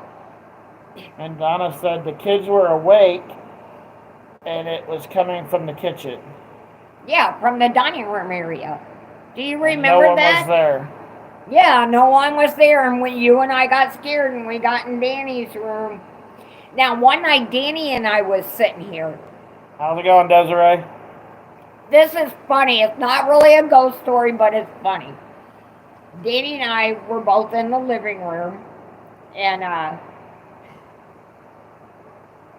don't know if it was Keenan's toy or Brianna's toy. But this toy would just go off and just start chattering and everything. Remember that toy? You threw it away finally? That toy didn't scare me. Let me tell you. It did me. Let me tell you a story. So we're living in Rolla at the time. It's just me, Donna, and the two boys. I hadn't got custody of my daughter yet, I don't think. Yeah, I think it was just me, Donna, and her two boys. And we were living in a trailer in Rolla. And we had this Buzz Lightyear. Like the Buzz Lightyear that would talk to you, the original Buzz Lightyear. And freaking my son, Brandon, would always come to me and Mom for like a week. He did this. He'd come and tell us that Buzz Lightyear was talking to him. It was like in the closet talking to him. I was like, okay. They told me this. I was like, okay, it's got batteries. It's supposed to talk to him. And he's like, no, this thing's really talking to me. I was like, it's got batteries. So I was like, I'll take the batteries out of it and it'll stop talking. No, that motherfucker didn't stop talking. Like, I took the batteries out of it. It talked for a week straight. Like, it's still talking to me, Dad. It's still talking to me. I was like, that thing is not talking to you. It doesn't have no batteries. Well, one night I was like sitting in the room with them, and that damn thing started talking from the freaking closet. I was like, this shit's gotta go. I threw that motherfucker away. Brandon will not even, like, if he sees a Buzz Lightyear, he's like, and Brandon's 6'1", he's like a big boy. A big boy. Big boy. He sees a Buzz Lightyear, he's like, keep that thing away from me. I don't want that thing anywhere around me. But it's amazing, because something could have happened at the factory or something. I have Furbies that say potty words, and they came out of the factory that way. If any of you guys know what Furbies are. Actually puts, oh my gosh, that's why I hate any toy that talks. Sometimes it is weird. You can take batteries out of stuff, and it'll still start. This thing talked for a week, because Brandon kept coming and telling us, that thing's still talking to me. I was like, there's no way it doesn't have any batteries. Oh, it was you have sure. to tell the story about when you guys lived in the apartment. So we're living in LaGuille. It's a duplex. So we got one side and the person's got another side. And every night I would go to bed. I'd walk up the stairs because the stairs come up and then it'd go to two rooms, and then there was a bathroom in the middle. Like Billy and the boys stayed in one room, and me and Donna stayed in the other room. And they were like I think it was farting in the me, bathroom. Donna, and Brandon in one room, and Billy and Nick in the other room. I think that's how it was, but it's been a while. But anyways, you'd walk up the stairs, and you'd see this ghost, but it was only a half a ghost at the top of the stairs. And for the longest time, I was like, I'm losing my mind. I got to be losing my mind. Like, I got to be losing my mind. They can't be there. So I didn't say anything. And one night, I'm coming down the stairs, and I hear Donna and Billy down at the bottom of the steps. Like, they're in the front room. The front was at the bottom of the steps. And they're talking about it. They're like, did you see that ghost that's at the top of the steps? I was like, at that moment, I was like, thank fucking God, I'm not losing my fucking mind. Everybody sees this ghost at the top of the steps, but none of us told each other for the longest ass time. Everybody, because you always think they're going to think you're stupid. I was like, I gotta be losing my mind. This thing would walk just back and forth right where the steps, but it was only half of him, and I'll tell you why I think it's half here in a minute. But, so finally, we're all down at the bottom of the steps. We're telling our story, and it's out that we all see the ghost at the top of the steps. And so Mom comes over like a week later. I always watch wrestling every Monday with them. But this was the first time she come over. And she goes to the bathroom, and she comes back, and she's like she was scared. She's like, I was over there by the bathroom, and I looked at the steps, and there was something up there moving back and forth at the top of your steps.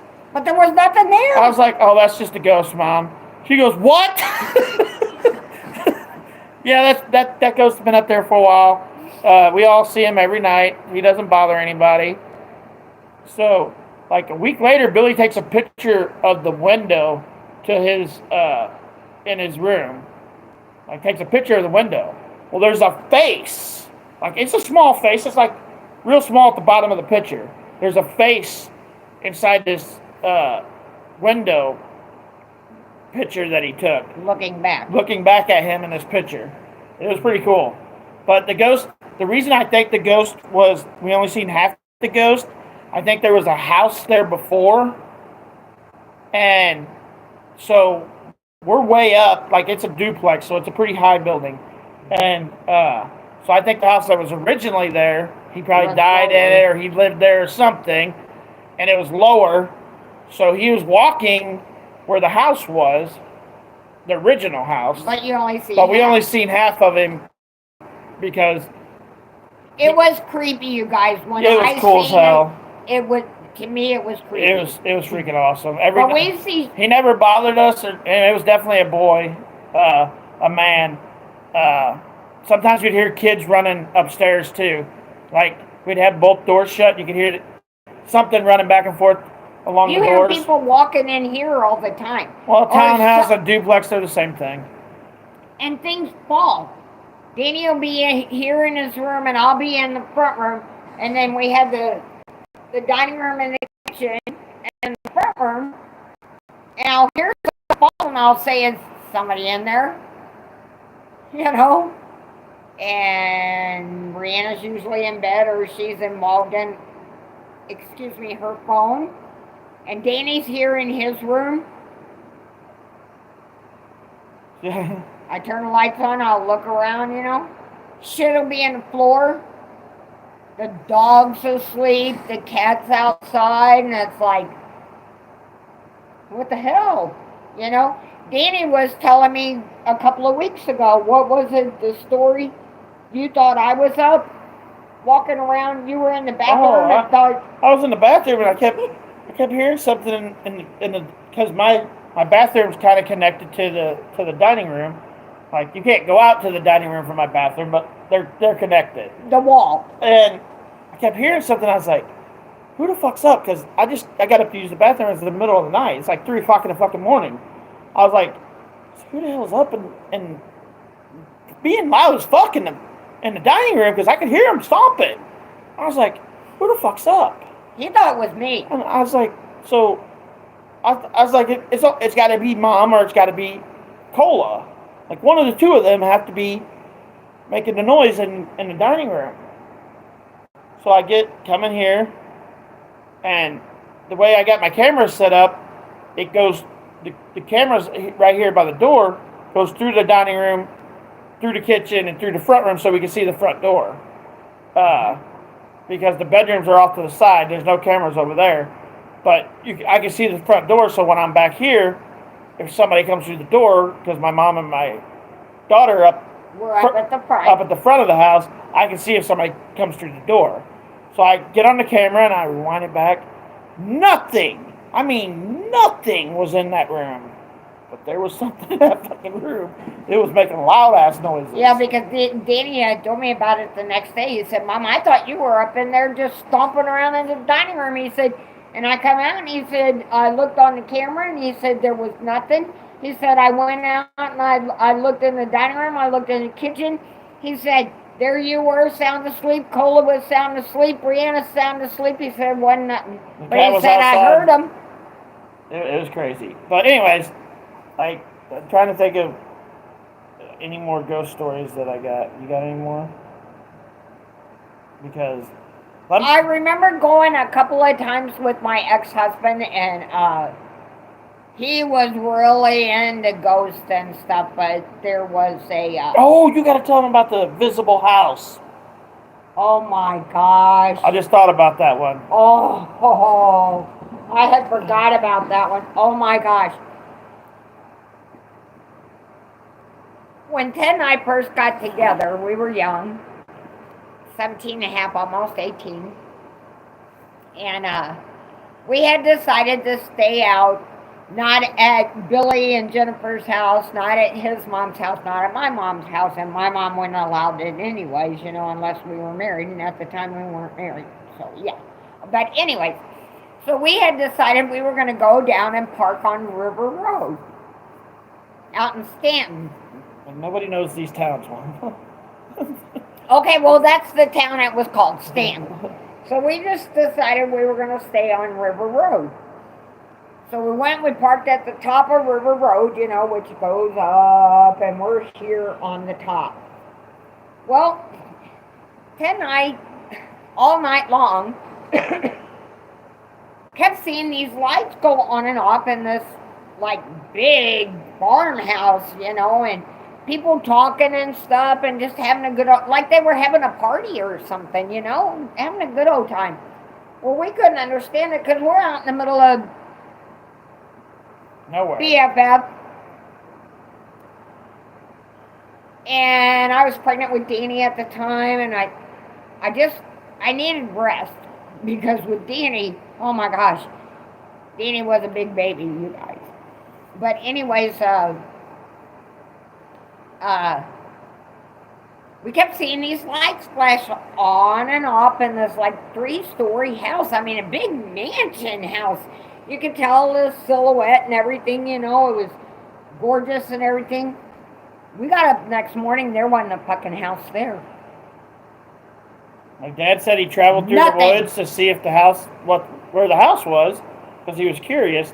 Yeah. He said there was no house. No house anywhere. Nothing, not a trace. Empty trees. That's all it was.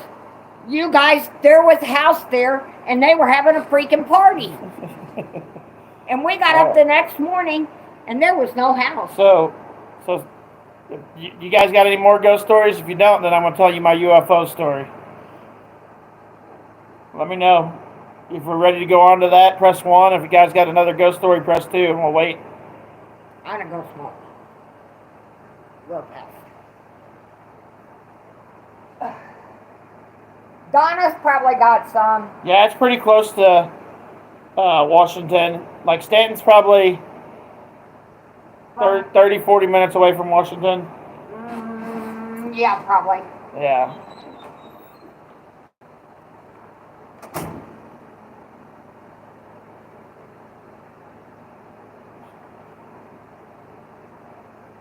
So I don't think I'm trying to think if there's any ghost stories I haven't told you guys, because I think I told you all the ones that I have. Anyways, so where my mom's house is, there's a trailer, like the people across the street from us own a trailer, and it's like catty corner from the front of my mom's house.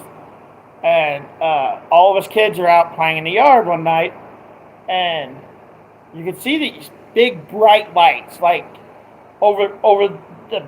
There's a bunch of woods, and you can see these big bright lights coming, and we all thought they were helicopters because helicopters would fly. From when I was younger, it wasn't nothing for a helicopter to fly over all the time, and so we're sitting there. It's cool. We're kids. So we see these helicopters, what we thought were helicopters, coming up over the woods.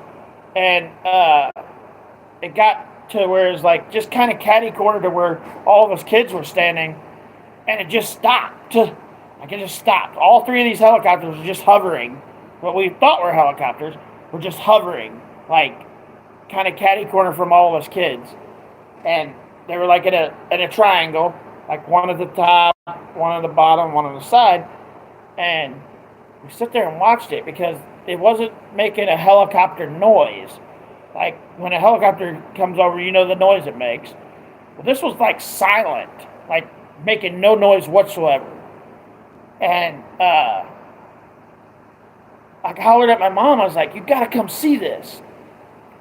And she walks outside, and as soon as she comes outside, whatever it was just goes.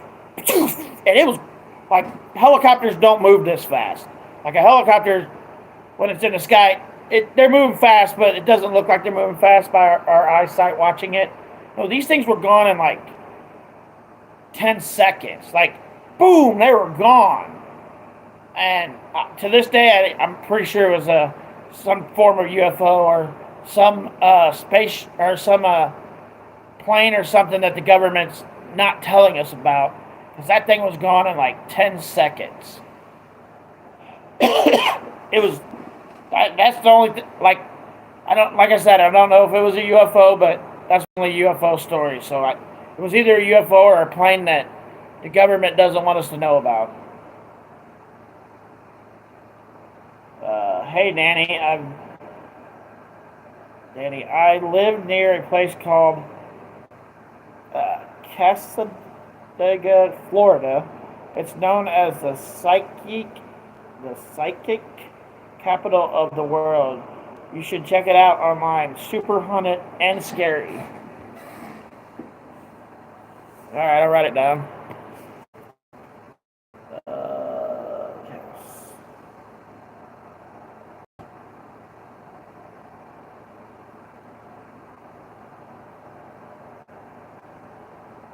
I wonder what happened to James and Desiree. They were here, and I thought they had some stories. James, I think, told a couple of stories. But Desiree just kind of disappeared. Hopefully everything's okay.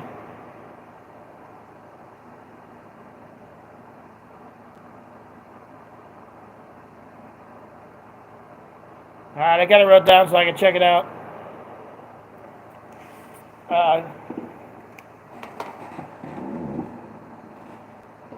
The light.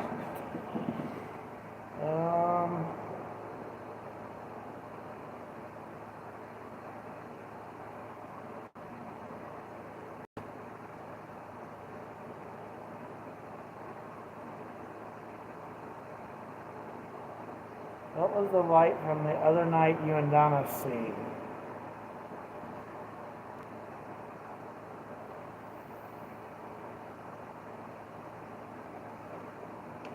Oh, you're talking about above my trailer out there. There's not, like, I haven't moved anything in my yard, and there's no light above it right now. So it was just that night. Like right now, I can look out there. The camera hasn't moved or anything. Everything's exactly how it was that night, and there's nothing above my trailer out there. Yeah, it took me for a minute. I was like, "What? I don't remember." And then, yeah, there's nothing out there. Like, there's no light above the trailer right now at all.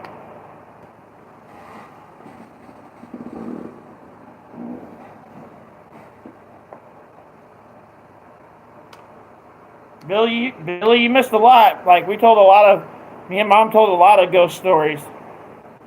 I only had one UFO story. If you guys got one, let me know. Like, I already told my UFO story. Like, my mom has one, but she went to smoke. So when she comes back in here, I'll have you tell you guys her UFO story. Oh, that fucking black cat. Oh, my God. So my dad owned this stuffed black cat. And this thing was creepy looking. Like, I don't know why anybody would want this in their house, but my dad thought it was this cool thing. And so it set up in his house had 2 living rooms. Like, there's a living room when you walked into the house, and then a dining area, and then another living room. And there's 4 bedrooms. It's a 4-bedroom house. And so he kept this stuffed black cat. It was a fake cat. It wasn't a real cat. It was a stuffed black cat. And he'd go to sleep, he said, and he'd get up, and this cat would be turned a different way, or the cat would move to different areas of the house. And sometimes in his bed, he would have black cat hairs. My dad didn't have any animals. Like, one time he had a cat, and he named the cat Puppy. But that cat was before he got this black cat that was stuffed in the living room. He said he had black cat hairs all over his house, and this stupid looking cat thing would move around everywhere throughout the night. How's it going, Hillbilly? Pretty much missed all the good stories, Hillbilly. You'll have to rewatch it. Bill put Wentzville UFO flap in the late 1980s. My parents chased one in a Ford Pinto while I was in the back seat. The flap made national news. Well, Wow. I was telling them about. Guys, just so you know, I try to only smoke in the living room out of respect for Danny and Brianna and Donna and Keenan when they're here, and so I only smoke in the living room. So. Well, anyways, I was telling them about the one time that we thought the 3 helicopters over your house were helicopters, but they ended up being a big ship, and it just, when you come out, because the kids were all yelling at you, when you come out, it just poof. Yeah. Yep. So I told them it was either a UFO or something the government didn't want us to know about. Exactly, and I put it in by watching it take off. The one that I seen. Well, we're talking about that one. You have to tell that story. Was amazing. It was on Hughes Ford Road in Sullivan. I know you guys don't know the towns, but you can look it up on a map. It was in Sullivan, on Hughes Ford Road. Ted and I was standing outside with Terry and Stacy, her boyfriend at the time, and I was pregnant, and we were just standing around talking, just enjoying the afternoon. Beautiful day, sunny, nice. And all of a sudden I hear this whoosh. And you're looking around on the ground and stuff. You don't think to look in the air. I mean, who thinks to look in the air? And all of a sudden Ted pointed up and he goes, "Look, you guys." And we all looked up. There was this, I can't even tell you how big it was, but there was this UFO just hovering there, just sitting there. And we all looked at, talk about being scared. Now look, if you've never seen a UFO, I'm the first to tell you, they're out there, you guys. I see this, you couldn't see nothing but this UFO. It was so humongous. I mean, it just took up everything you could see. And it just hovered there like it wanted us to see it. You know, like, I don't know if they come around and they just study how we are or things like that, you know. But I would have never believed it, you guys, unless I seen it with my own eyes. And I said, and I looked at Ted and I said, Ted, call the cops, call somebody. You know, there's a freaking UFO here. You know, we're all freaking out. It's humongous. It's silver. It's weird shape.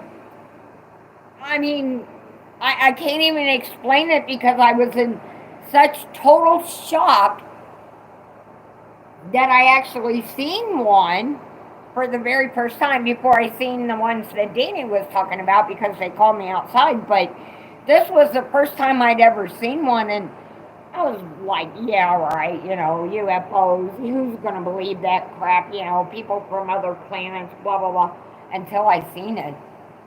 And it just hovered there for like 5 minutes, and then whoosh, it was gone. And everybody had talked about the sighting of this UFO, but you know how they cover everything up? Because they do, you guys. They cover it up. Oh, it didn't happen. These people are nuts. The government put out a special plane. Blah, blah, blah. Well, the government, come on now. The government is letting out a lot of that news, so go look it up because there's a lot This is back in the 70s when I was a kid. Yeah, there's a lot of videos now of that. So it really happened. Yeah, it was a UFO. It was shocking. It was something that I never believed in until I seen it myself. And a lot of people are like that. They don't believe in UFOs unless they see it themselves. But I'm telling you, you guys, if you look in the sky, because Danny, Donna, Amber, Johnny, me, Brianna, Keenan, remember all of them we've seen just hovering around. See, but I don't know if they were. See, there were some people giving us some shit too around that time. So we're not for sure if they were drones, like somebody that had really powerful, big ass drones that were watching us for some fucking reason, or if they were UFOs. Because me and Johnny both had spotlight lights, like bright ass spotlight lights. We'd shine it at these things, so you know there's if it's a drone, like it's gonna drop. No, it wouldn't drop, but they're seeing it on the screen from where they're flying it from. Because on those big drones, they have a screen. You're not gonna be able to control. They have a screen that freaking controls, so you can watch where the drone's at in the air. So we were shining these big ass freaking spotlight lights at these hard spotlights, freaking at these what could have been drones, and they weren't moving. And it happened for like, what, 3 months? Yeah, like 3 months forever. These things were flying there. Just above the house. Yeah. Every like above my house, and then there'd be one like a little further over, and then one in the back. And every night for like 3 months, they were there. These things were flying above the house. But I think they were drones. My mom thinks they weren't drones. But either way, they shouldn't have been there. Exactly. And we have seen some things happen here, you guys. Okay, hold on. I got to catch up with everybody real quick before you go into another story. Hillbilly put, I was outside on the porch about 1996 or so and seen a weird object over the mountain, and after 5 minutes or so, it shot across the sky and disappeared. You know, why is it always like 5 minutes? Okay. It's really weird. Let me catch up with everybody real quick. And then he put, after that, I believed in UFOs for real. Hillbilly then put, that's how this one done, Mom, and it's real. It's really real. He's talking about the one you were talking about. Kind of similar. And then Desiree put, one time I was standing on my porch waiting for the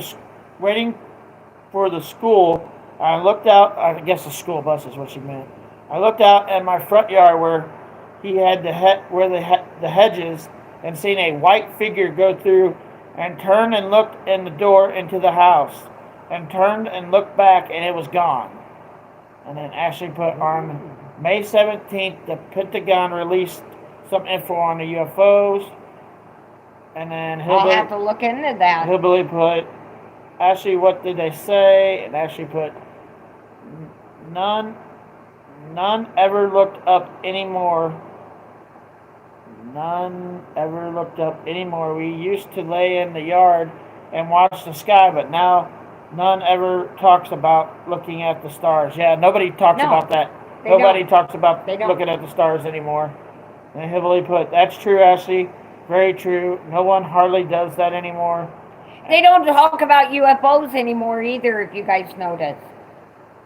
It's like more of us are noticing them and that they're out there, and the world cannot be shut up by the government anymore because we're starting to see things with our own eyes.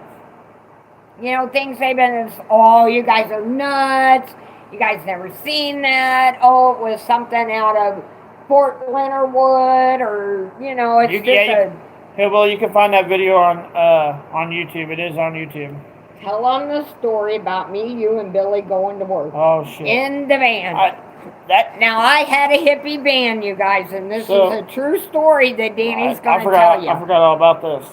So, we worked at At Jahabo. But they're not going to know what that is. We worked at a display case company where you make display cases.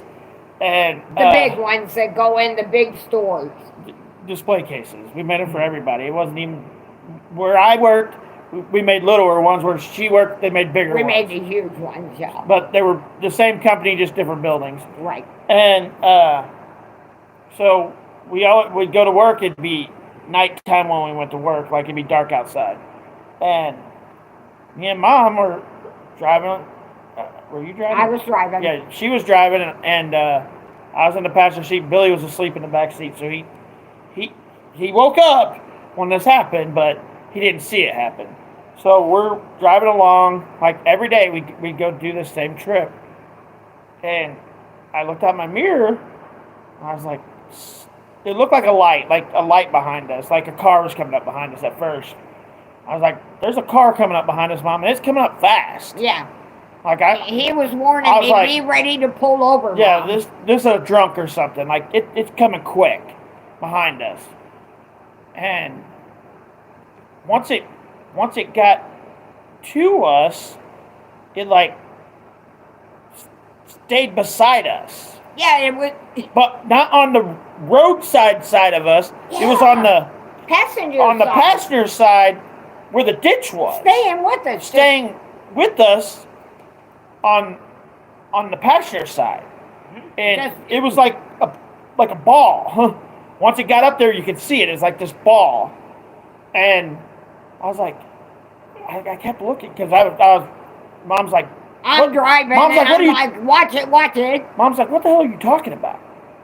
And I was like, can't you see it? It's right fucking here, right beside me. Like, you could see it out the window. And I finally looked over and she seen it, and I guess she swerved a little bit or something because this thing just turned right into the van. Yeah, it hit us. And blam! Like, that woke Billy up. It put a big dent in the side of my mom's van. Oh, yeah. And then it just disappeared. Like, I don't know what the fuck happened. Like, we looked back because we stopped. Because I was like, it freaked me and Mom out. Oh, my gosh. I'm driving and the force of the hit. So we stopped to see what had happened. What the fuck it was. What hit us. Nothing. No lights in the sky. No, it was pitch dark.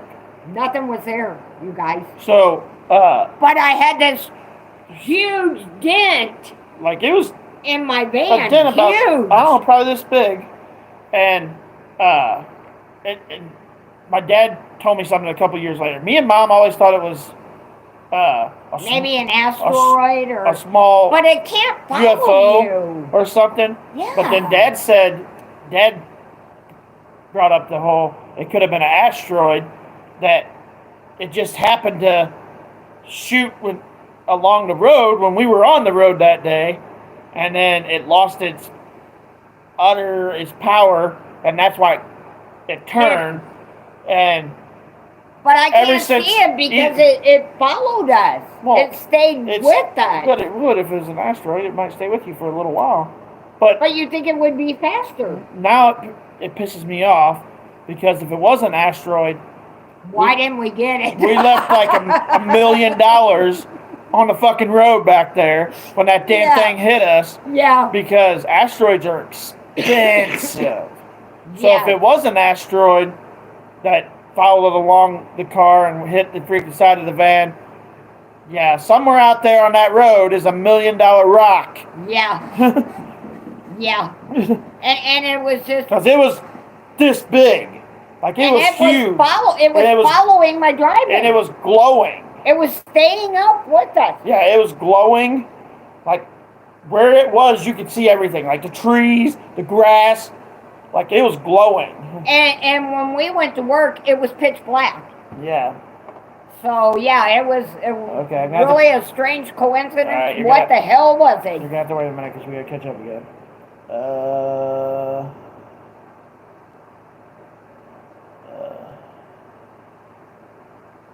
Sorry, actually put sorry. This stupid computer changes my words when I type them. Oh, yeah, that pisses me off when that happens. It's okay. It happens to me all the time too, Ash. She put on Fox News. Yeah, there's multiple videos of that. And then Hillbilly put thanks, Ashley. I will check that out. Crystal put hey, Danny. Hey, Mom. Hi, Crystal. Didn't get the notifications being running around busy, so I will have to watch from the beginning later. Like go 30 minutes in, Crystal, because I started it at 7:30, but we didn't start talking about the ghost stuff until 8 o'clock. So go 30 minutes into this, and that'll put you where we started talking about it. Go join my Facebook page. It's in my community tab, and maybe Ashley, if she has a second, will post it here in the chat. And when I go live from now on, I'll go into the Facebook group and say I'm live.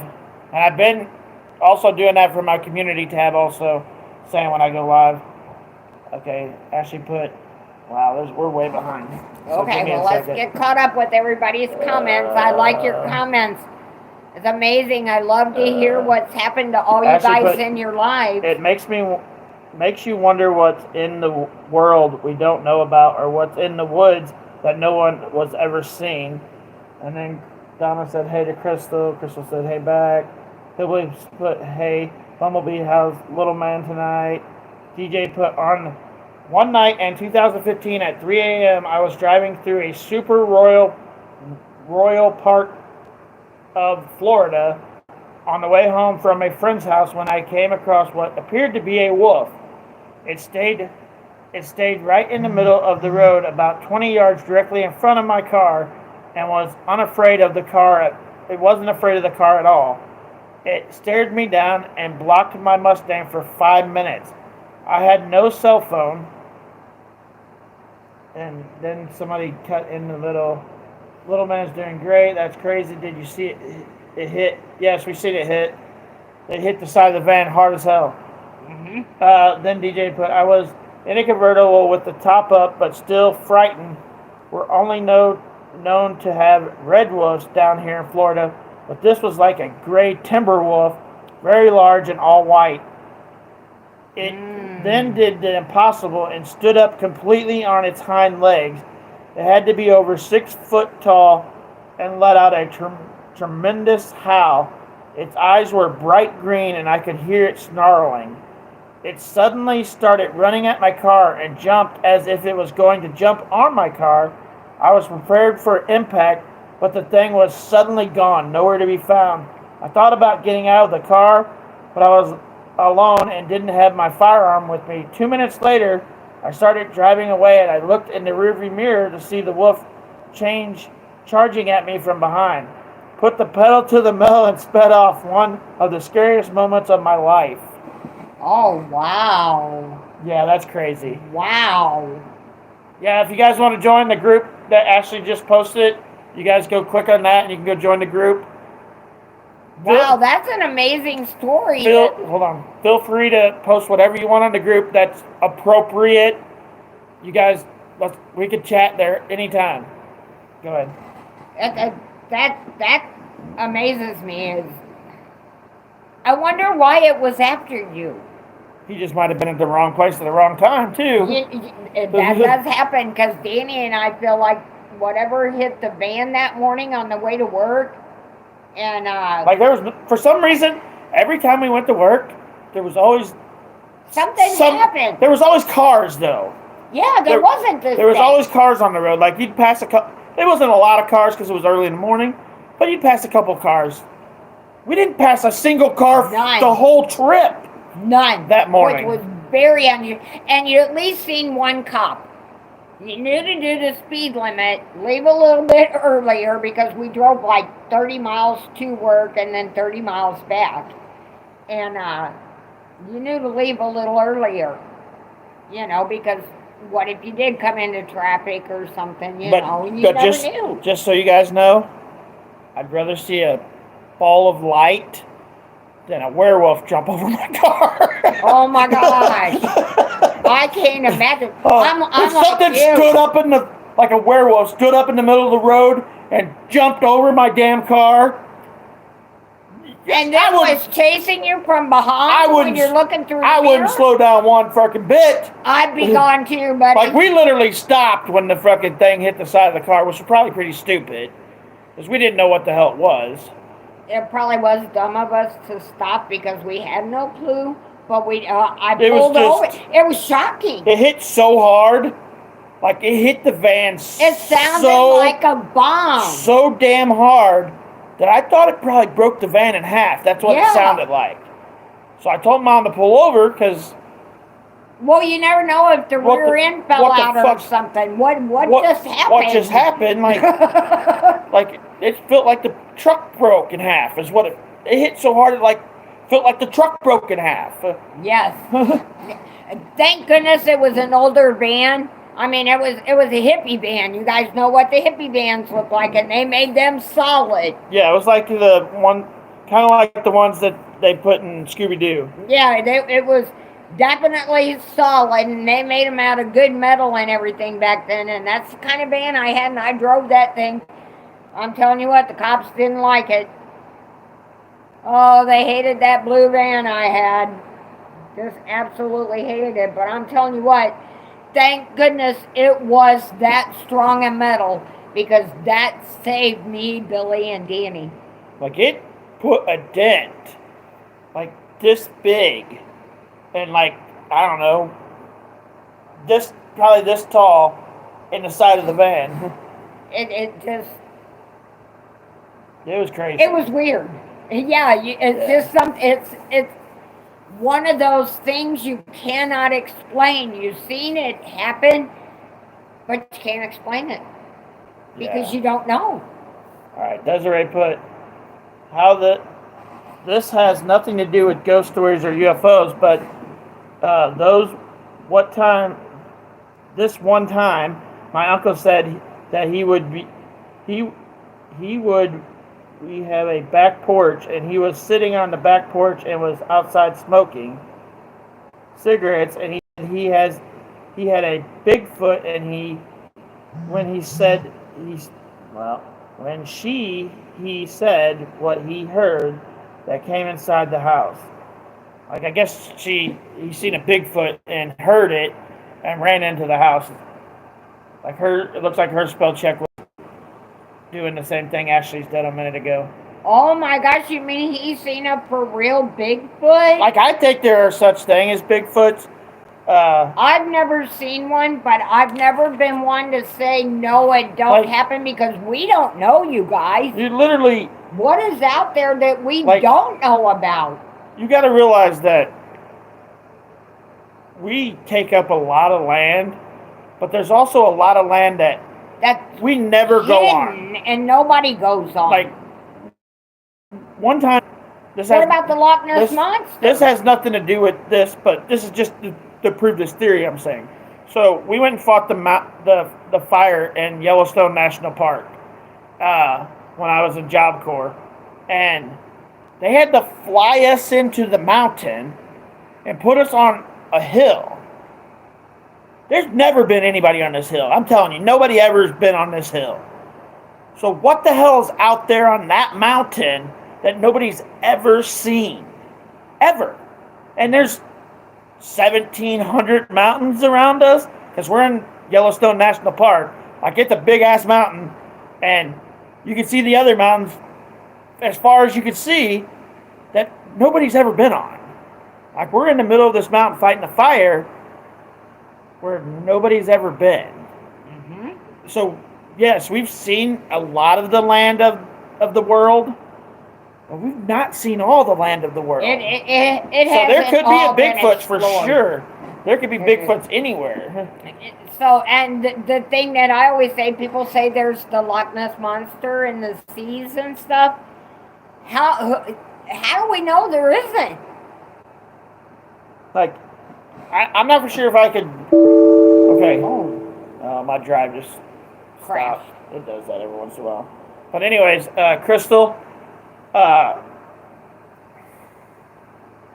would say there's no such thing as a vampire, but just recently, I can't remember the girl's name.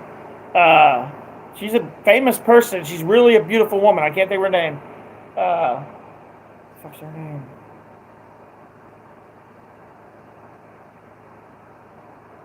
I'll think of her name here in a minute, but there's this really, I think she's a singer or an actor, and just recently, like we're talking in the last couple of months, this woman come out and said her and her boyfriend drink human blood. Like, literally drink human blood. Like, this is a famous actor. Something Fox. Maybe it's not Fox, but I can't think of her name, but just recently this happened. And she said, Megan Fox, that's it. Megan Fox just recently come out and said her and her boyfriend, which is Machine Gun Kelly, I believe, drink human blood. Literally drink human blood. So, no, I don't believe in vampires, but there's a possibility. Anything is possible. Anything. Yeah, Machine Gun Kelly and Megan Fox drink human blood. Literally. So, and I've heard that other people drink human blood. Yes. So, is there vampires? Possibly. Possibly. Are they vampires like we see them in the movies? I don't think so. I don't either. But people doing the things that vampires do? Yes. Yes. Okay, so Ashley put, where I live, we have woods on all sides, and there is some crazy noises that come out of the woods, laughing out loud. I don't go out after dark. And then Hillbilly put, if a deer knows hunting season and comes out of the woods while hunters are in them, then you know a Bigfoot could be smart enough to not be seen. Exactly. Like, right. The deers know when hunting season's coming. And they come out and they get hit like cars. Or they'll go to a city park because they know they can't be messed with at the city park. Nobody's going to shoot them because there's people around and kids around and stuff. But animals aren't stupid. Yeah, they're pretty smart. They're pretty smart. Where I lived in Cuba, we had this guy had this big open field, and he would always do the hay every year, and it was big pasture, and all the deer would come out of the woods. The woods was on this side of the road, and on this side of the road was this big, humongous pasture where he would do the hay. And remember, there was always deer in that field. Because are we talking about my house in Cuba? Oh, you're talking about over by the graveyard? Yes. Across the street? Yeah, because the woods was over here, yeah, and the big field was here, and that guy kept it all nice and neat and everything. And when it came hunting season, the deer would come out and go in his pasture land. And we would see him all the time if I was going to the store, going to work, or going to pick the kids up from school. Now that she brought that up, it brings me up another ghost story, but let me catch up with you guys first. So, and she'll remember this when I tell it. Yeah, anything could hide in the woods. Hillbilly put, Danny, I've heard of the thing, life-like human vampires. Yeah, I believe 100% there are vampires that are human that act like they're vampires, but I don't believe in actual vampires. If that makes sense. like they turn into a bat and Like, all this kind they of crap. can't be in the sun and different. Yeah. He throws garlic on them and they die. Yeah, I don't believe in that. Yeah, you stab. But there are stab them human. with wood. There are human vampires. There are people that sharpen their teeth, literally, like vampires. Mm-hmm. And then Ashley put, yeah, I seen that. That was freaking nasty with Megan Fox. I think I just. DJ put, I strongly believe that they are extinct animals still living out there in the uninhabited parts of the world. One example is the woolly mammoth. I believe mammoths are still out there. And see, just recently, DJ, they said they had some woolly mammoths that they were trying to DNA them. Do the DNA with the eggs to bring them back to real life and put them back in the world. Yep. That was just recently. Yep. Bumblebee, or which is Donna, put, people drink and eat weird stuff. Watch My Strange Addictions, which is a show. Yeah, Crystal put, wow, it's a big league down in New Orleans. I'm on the fence about it, but I have stories my husband and in-laws told me about vampires. DJ, I do too. There are so many areas of woods yet to be seen or explored that no one knows what's lurking. No one. We don't. And how much... We don't know anything, guys. I'm sorry, we don't. I think we've seen more... Within the last 20 years. Like, we haven't even explored the water. Like, the ocean, we can only go down, like, so far. Mm-hmm. And the ocean, what's underneath that? What's underneath the ocean? What have we not seen in the ocean? Like, could these UFOs that we see coming out of the ocean? Is there... Let me catch up with this real quick. Cities and states under the ocean? Yeah. I mean... Is Atlantis real? Yeah. It makes you stop and wonder, is a lot of this stuff real and they just hide it from us? And then Desiree put, I love open discussions, you guys. These kind of discussions are just awesome because we all can give our own points of views and what we think, and everybody's sharing. And okay, so let me catch up with it's awesome. Desiree's got like 3 long paragraphs, so let me catch up with her. Let's hear what Miss Desiree has to say. She said, this is beautiful saying where I live at, and there's like this little trail you have to hike up to it. It's beautiful. It's a bunch of rocks. It's called the window. It's called Window Rock. That is beautiful. And for what I heard was a woman. She committed suicide. She jumped off from the top of that rock, and that you can hear her scream. Is where I live at. There's a bridge, and me and my cousins was sitting down there, and my cousins both heard her. It was a woman screaming, scared me and my cousin, but we ran back up to the house. Oh, wow. Okay, so that's crazy. So why don't they call it Screaming Rock? They call it Window Rock. But when my mom was talking about the hay thing, it reminded me of a story. So I believe it was me and my dad and Billy's dad, Don, and my Uncle Rick. And we were working on the house, like putting shingles on the house. And we heard this car coming down the road. And this car literally flipped in the air. Like you could see it, like from where the house was. Like because they were on the roof. We were on the roof and you could see above the road a little bit. This car flipped at least 20 times in the air. Like totally just kept rolling in the air. And then when it hit the ground, you could see it rolling. So this thing probably flipped 25 times.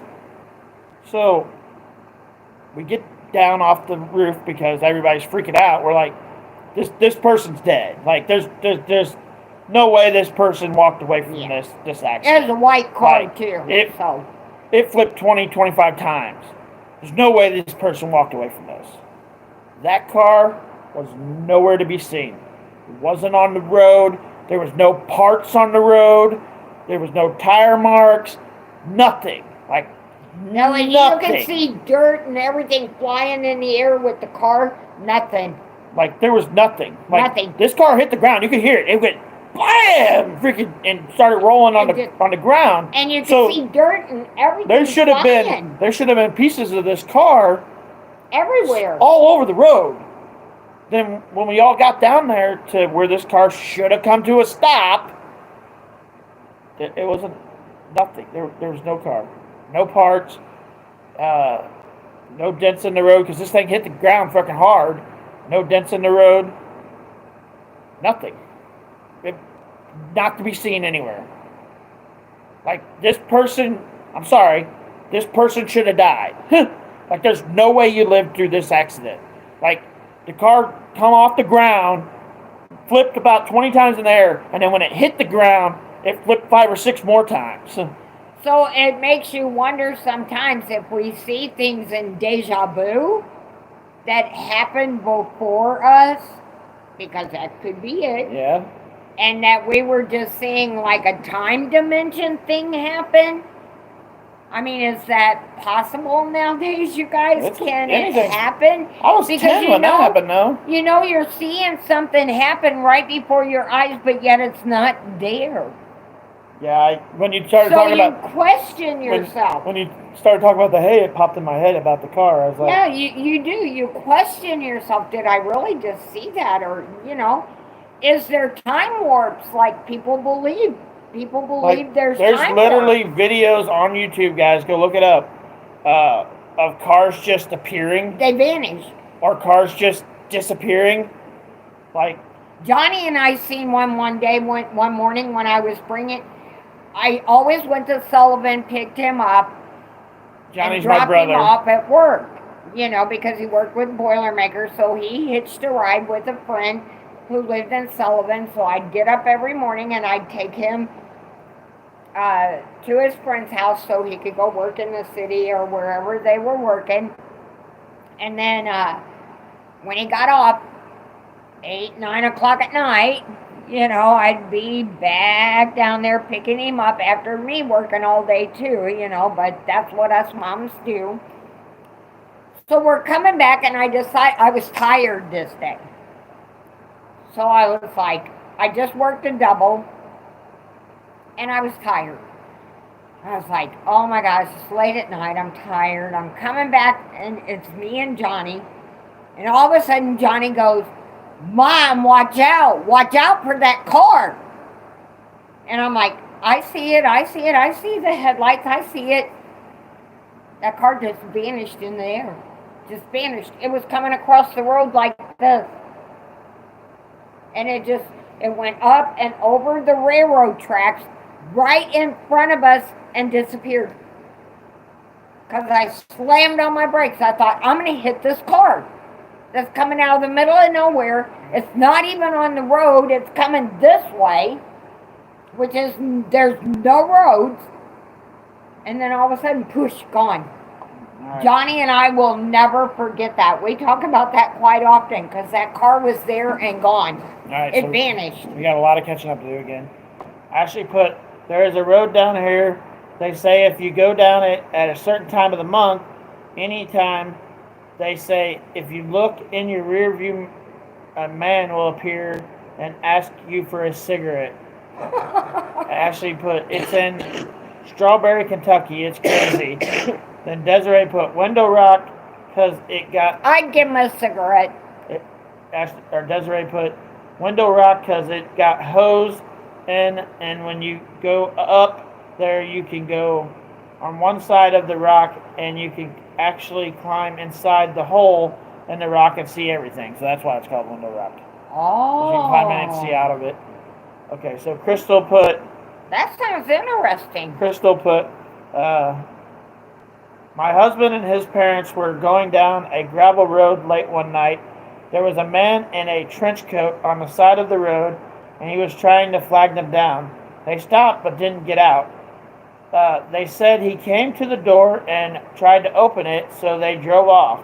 He was running beside the truck and was really pale looking. He stayed with them for a good while. They didn't know who he was. Wow. A guy running along the side of your truck that can keep up with your truck? Yeah, because when you're Keep scared, that fucker to the floor. Yeah, when you're scared, you're moving on. So for somebody to be able to keep up with you, yeah, another dimension, maybe. Don't open your door for that guy. Don't open the door, yeah. And then Hillbilly put, where I live, we had a flood, and 3 men helped rescue a woman and disappeared and have yet to be seen from the man or his wife. Wait a minute, he helped 3 people survive? I live where a flood happened, and 3 men helped rescue a woman. And disappeared. All 3 men disappeared and have yet to be seen from the man or his wife.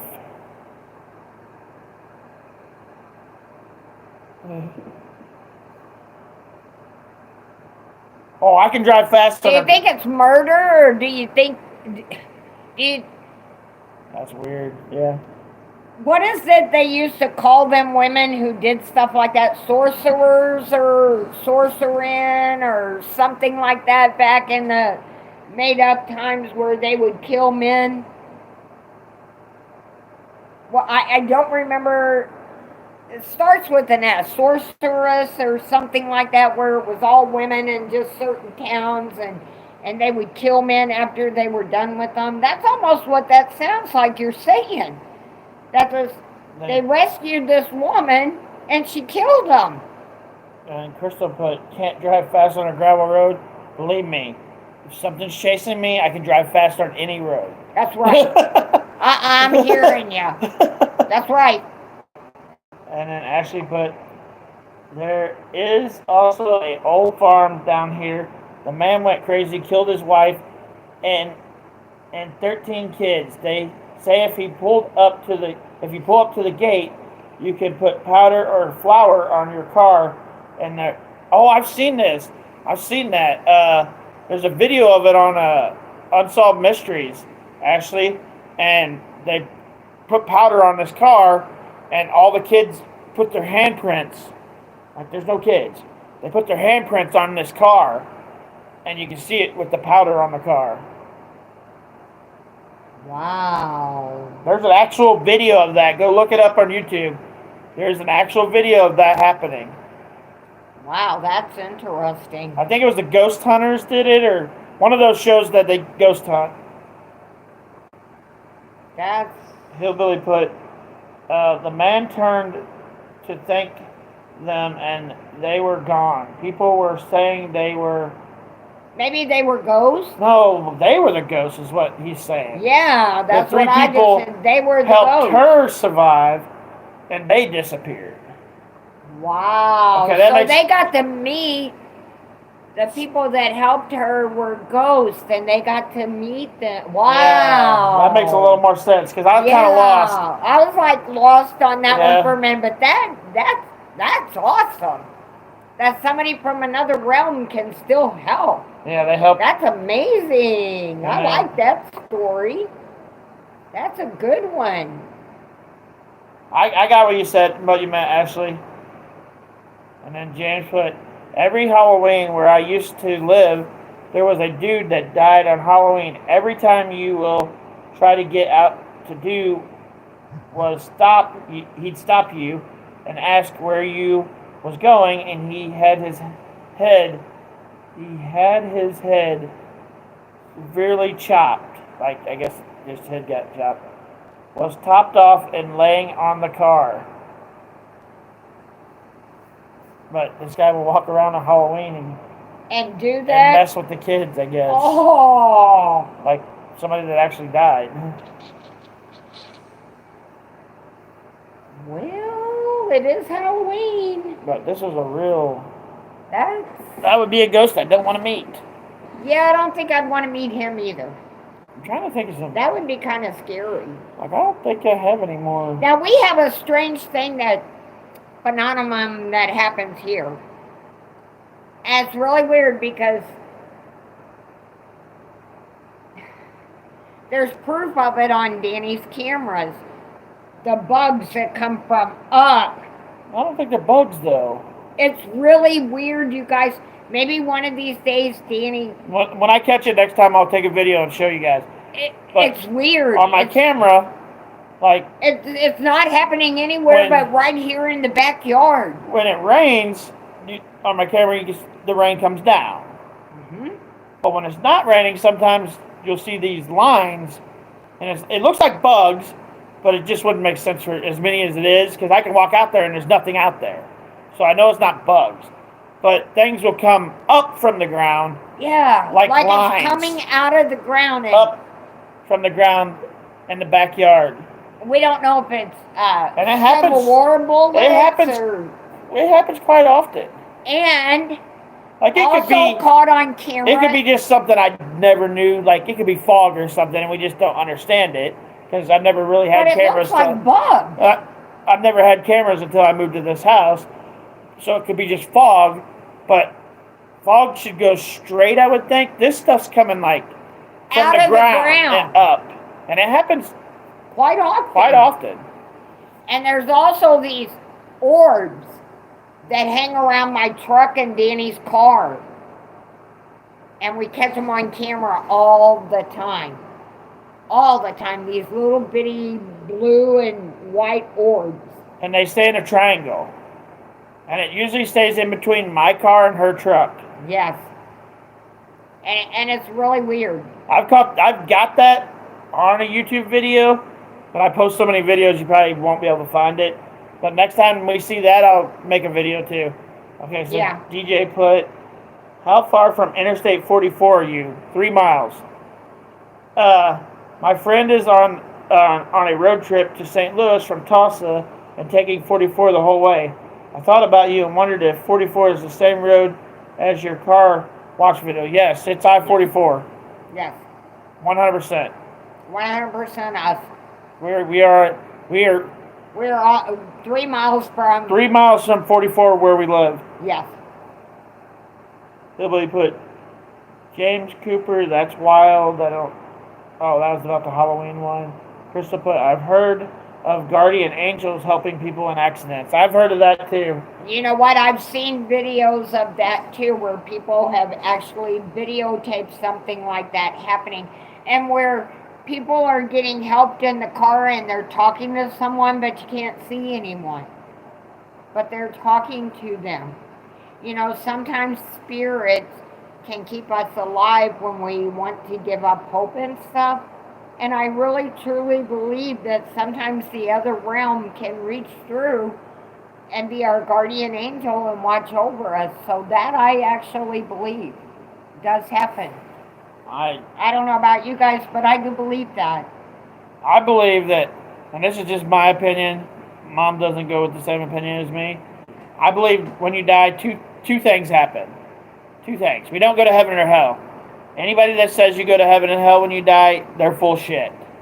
Nowhere in the Bible does it say when you die, you go to heaven and hell. It says one day he'll come and rise his people from the dead. So that means you don't go to heaven or hell. If God's coming to get you when you're dead, you can't go to heaven or hell when you die. It's not a choice. So that leaves 2 options. Your soul Either is still here. Your soul walks this earth with everybody else, or you're reborn again. That's the only 2 things that can happen when you die. Either your soul walks this earth after you die, or you're born again. And what I think happens is, and this is just a theory, I don't know, nobody knows, but people that have died and they get brought back to life say they see that light. Like I looked down on my body one time. There's lots of people that have had out-of-body experiences or have died and been brought back. And all those people say there's a light. So I think when you die, you either walk the earth, that you walk the earth, you don't go into that light, you walk the earth as your soul. But if you decide to go through that light, that is you coming back into the world as another kid. That's what I think happens when you die. You either walk the earth as a soul because you didn't go through the light, or you went into the light, which brought you back into this world. Because you don't go to heaven or hell. Nowhere in the Bible does it say that. Hillbilly put, orbs are said to be ghosts, but most are friendly and feel close to you. Don't know how true it is, but it's interesting. So say orbs can be two things, I think. Like, orbs can be ghosts because some of them, you can see the weird things they do, but it also can be dust. Like particle dust, like dust that in the air. When you take a picture of dust, it looks just like an orb. So some of it's fake, but some of it can be real too. I don't know. I think the ones around my truck, I think somebody's guarding my truck. These orbs that are around our vehicles, there's 3 of them, and they're always in a triangle. There. Like, they're either on my truck or on Danny's car. I don't see them tonight. Like, no. I'm looking over there and I don't see them moving tonight. But they're there quite often. Ashley put, I wonder if where you seen that car flipping, if it was really something that happened at the same time in the past and it was replaying. That's what I said. Were we looking at something that had happened before? Were we looking into... Or something that happened later on in life. Deja vu, you know, or something that was going to happen, you know, further on down the road this way, you know, because you don't know. Sometimes you see things with your own eyes and don't you doubt yourself? You'll say, did I really just see that? You know, did that really just happen? You know, and you'll shake your head and you'll be like, oh, I'm just tired. Deja vu. I don't feel good. Deja vu happens all the time. You're like, I've done this before. You know you've never done it before. And you're like, no, I've done this before. This is a story that's really the truth. The first time I ever met my father-in-law, he had moved to Indiana. And I told Ted we were going up to visit him and taking Danny up because Danny was a newborn then. You know, we was taking him up to meet his grandpa. And I'm like, I guess I had a dream or an out-of-body experience. I can't tell you guys what it was. But when I walked into this man's house, I knew I had been there before. I told Ted that he had beads between the front room and the kitchen and the bathroom and all this kind of stuff. And when I walked into his house, it was like deja vu. I've been here. And I'd never been there. But I knew I had.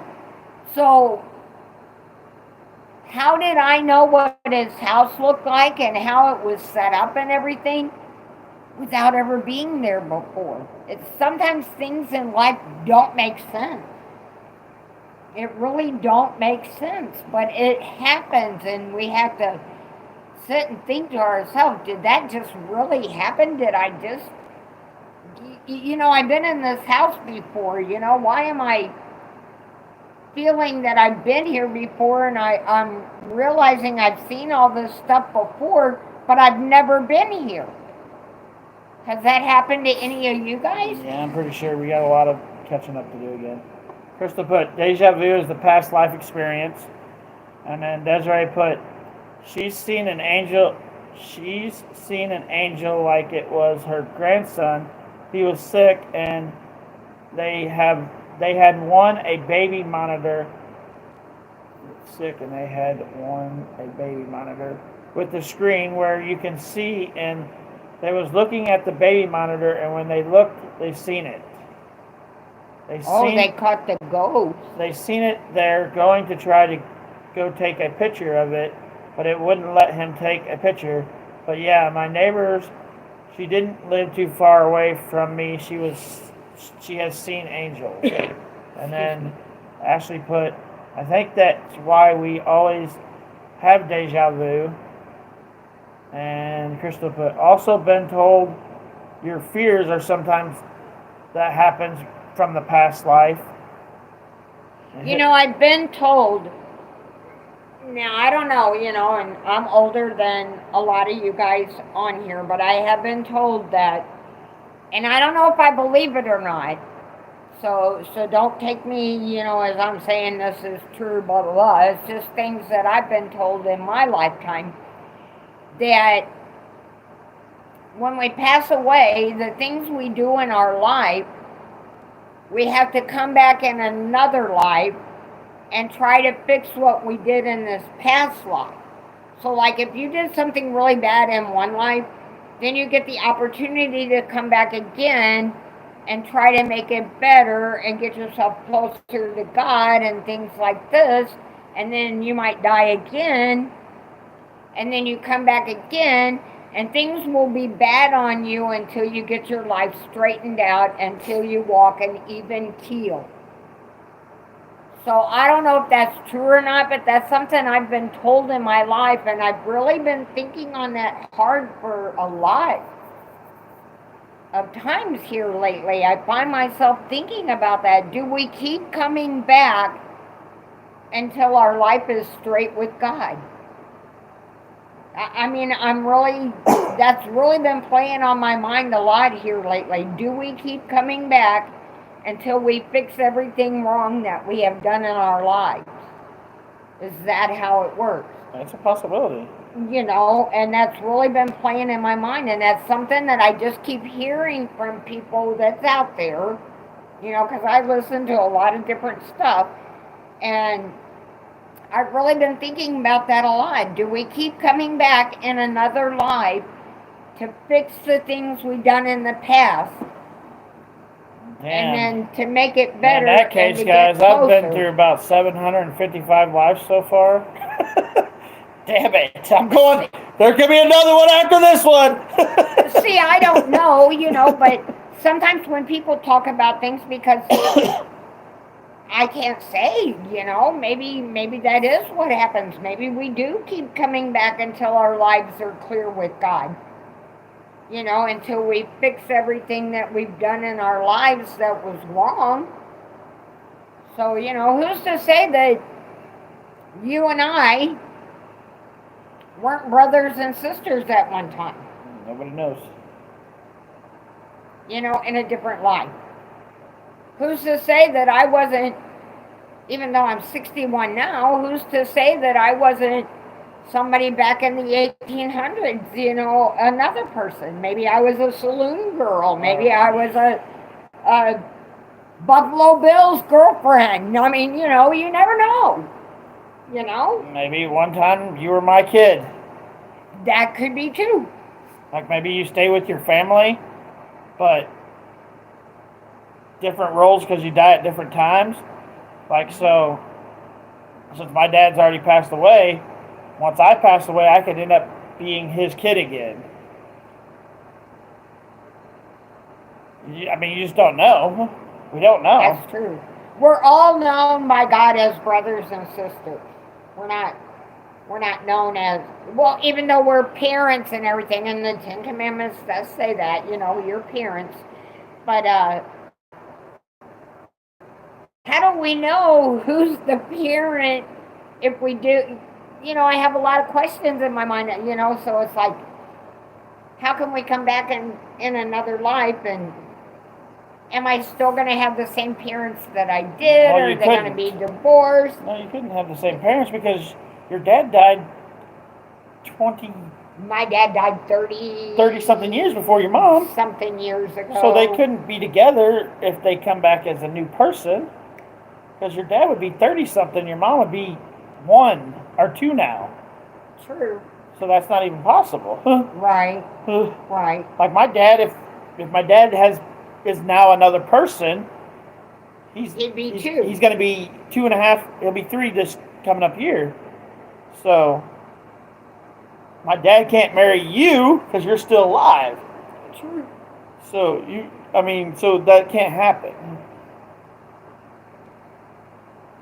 It's really strange how things, how people think and everything, but, there's a lot of things out there that really make us wonder. Okay, so Hillbilly put, it's been proven that there is more than just death, but that's the mystery, what it is. What's it like to die? After death, what it's like, it's a mystery. After death, it's complete and fulfilled. And then he had something else, but it doesn't say it anymore, so I don't know what it said. And then Ashley put, I've done that before too, Mom. It kind of makes you feel crazy laughing out loud. I think that was something before you talked about the last thing you talked about. The deja vu stuff. Yeah, deja vu drives me freaking crazy because it's happened to me. Not a lot, but, it has happened enough to where I'm like, I did this before. I've been here before. I've seen this before. And I knew I didn't. Okay. So, yeah, deja vu's a weird thing. James put, for the last few days, I've been seeing a person dressed all in black with no face, but it was like clear as day, you can see it. So he could see the person with no face, but as clear as day, you could see that. And wow. Then DJ put, sometimes I feel like my cat was a person in a previous life. I don't know about that because, well, I don't know. Nobody really knows. Animals don't supposedly have souls. I mean, we don't know. They might. But they supposedly don't. So, would you come back as a soulless person after having a soul? I don't know about that. You get what I'm saying? I do, but I don't. We don't know. I don't know, because I can't tell you if an animal... We don't know if they... I don't know. They supposedly... That's a good question. They supposedly don't have a soul, but who knows? Wouldn't you have to have a soul to live? Because that's how we live. Yeah, but depending on how God decided to make it. Just because we have souls don't mean God made animals with souls. He could make anything. But it doesn't mean he didn't. It doesn't. So, like I said, we don't know. we have no freaking idea. That's a good one. That's a good mystery question. Yeah, we don't. Nobody knows. DJ put. Oh wait, I already read that. Hillbilly put, DJ, I feel you on that with the animal thing. And then Hillbilly put, deja vu is the freakiest thing I have ever experienced, like as if I had been in a place in time as I had been before. Yeah, and you knew you hadn't been there. It's weird. I don't know how to explain it, but you'll go somewhere where you know you've never been. You've never been there. You know, in your lifetime, you've never been there, and then you get there and you're like, I've been here. Yeah. I've seen this before. This ain't something new. I can show you how to get around here. I've seen this. Over here's this thing, and you're like, I've never been here. How the hell do I know this is over here? Yeah. So it's really weird. Deja vu is weird. It's something that I can't explain in my own mind, but it's happened to me a few times. So it's like, now my ex-husband, which is Danny's dad, swore between St. James and Cuba that he died right there in the war. And he would get this bad feeling, remember? And he'd say, I died here. And I'd be like, what? But something told him, and I can't say because I don't know, but something told him he died there during the war. So, how can we explain things that happen in life, or a feeling that you get that's so strong? It's strange. We'll read one more and then we'll let you guys go, because I know most of you guys are like an hour ahead of us. So it's 11 o'clock here. almost 11 o'clock here, so it's like almost 12 o'clock there. Like it's 10:30 here, so that means it's 11:30 there. So we'll read Ashley's, and then I'll give you guys a chance to say bye if you want. Ashley, but I've seen some things where kids say they remember their past life and how they died. You know what? I have to. Like I just was telling Danny probably about 20 minutes ago. We've been on this for 2 hours. You couldn't have told me something 20 minutes ago unless it was on this live. It was. Oh, okay. Okay. My aunt had the brakes on her car cut because my uncle wouldn't join the Ku Klux Klan. Now, I'm not going to go into anything, but we hit a tree head on in her car going to the state park to go swimming. All of us were, Mama's kids were taken to the hospital, and my aunt, because she was driving, we were all taken to the hospital. I remember being out because they had had so many accidents that day that the people were out in the hallway. And I don't know what happened to me, but I remember I was on the roof of the hospital looking down at my body. I was looking at myself laying on a stretcher in the hall. Oh, there it goes. Who's all still there? This knocked us all pretty good. I don't know what happened. It just knocked us off. We have such a terrible time with the internet here. Our internet sucks, guys.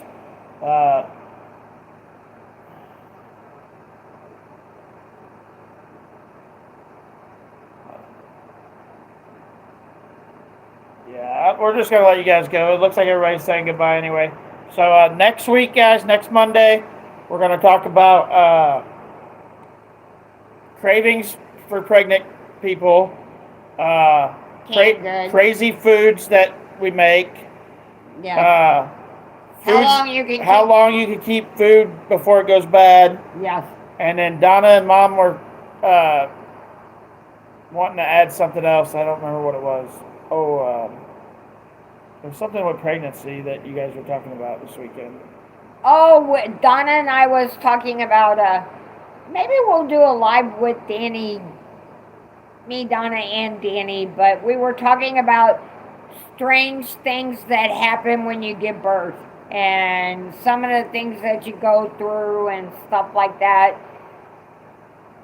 Maybe you men don't want to hear it, Birthing but stories. but yeah, birthing stories is pretty much what Donna and I thought would be interesting for actually everybody, not just the women, but for everybody, because women go through some things when So why don't we do they're having babies. Next week we'll do crazy foods and foods that will last longer, and then the Monday following we'll do cravings and birthing stories. Yeah. That way them two will be together because they kind of go together because they have to do at births. So next week we'll do crazy foods that you guys make, and we'll talk about how long certain foods last next Monday. And then the Monday after that we'll do cravings and birthing stories. Yes. Because you know what? Men have cravings too when women are pregnant. I'll bring Donna over and we'll maybe do the live that week, like at 7 o'clock. Not this coming Monday, but the next Mondays.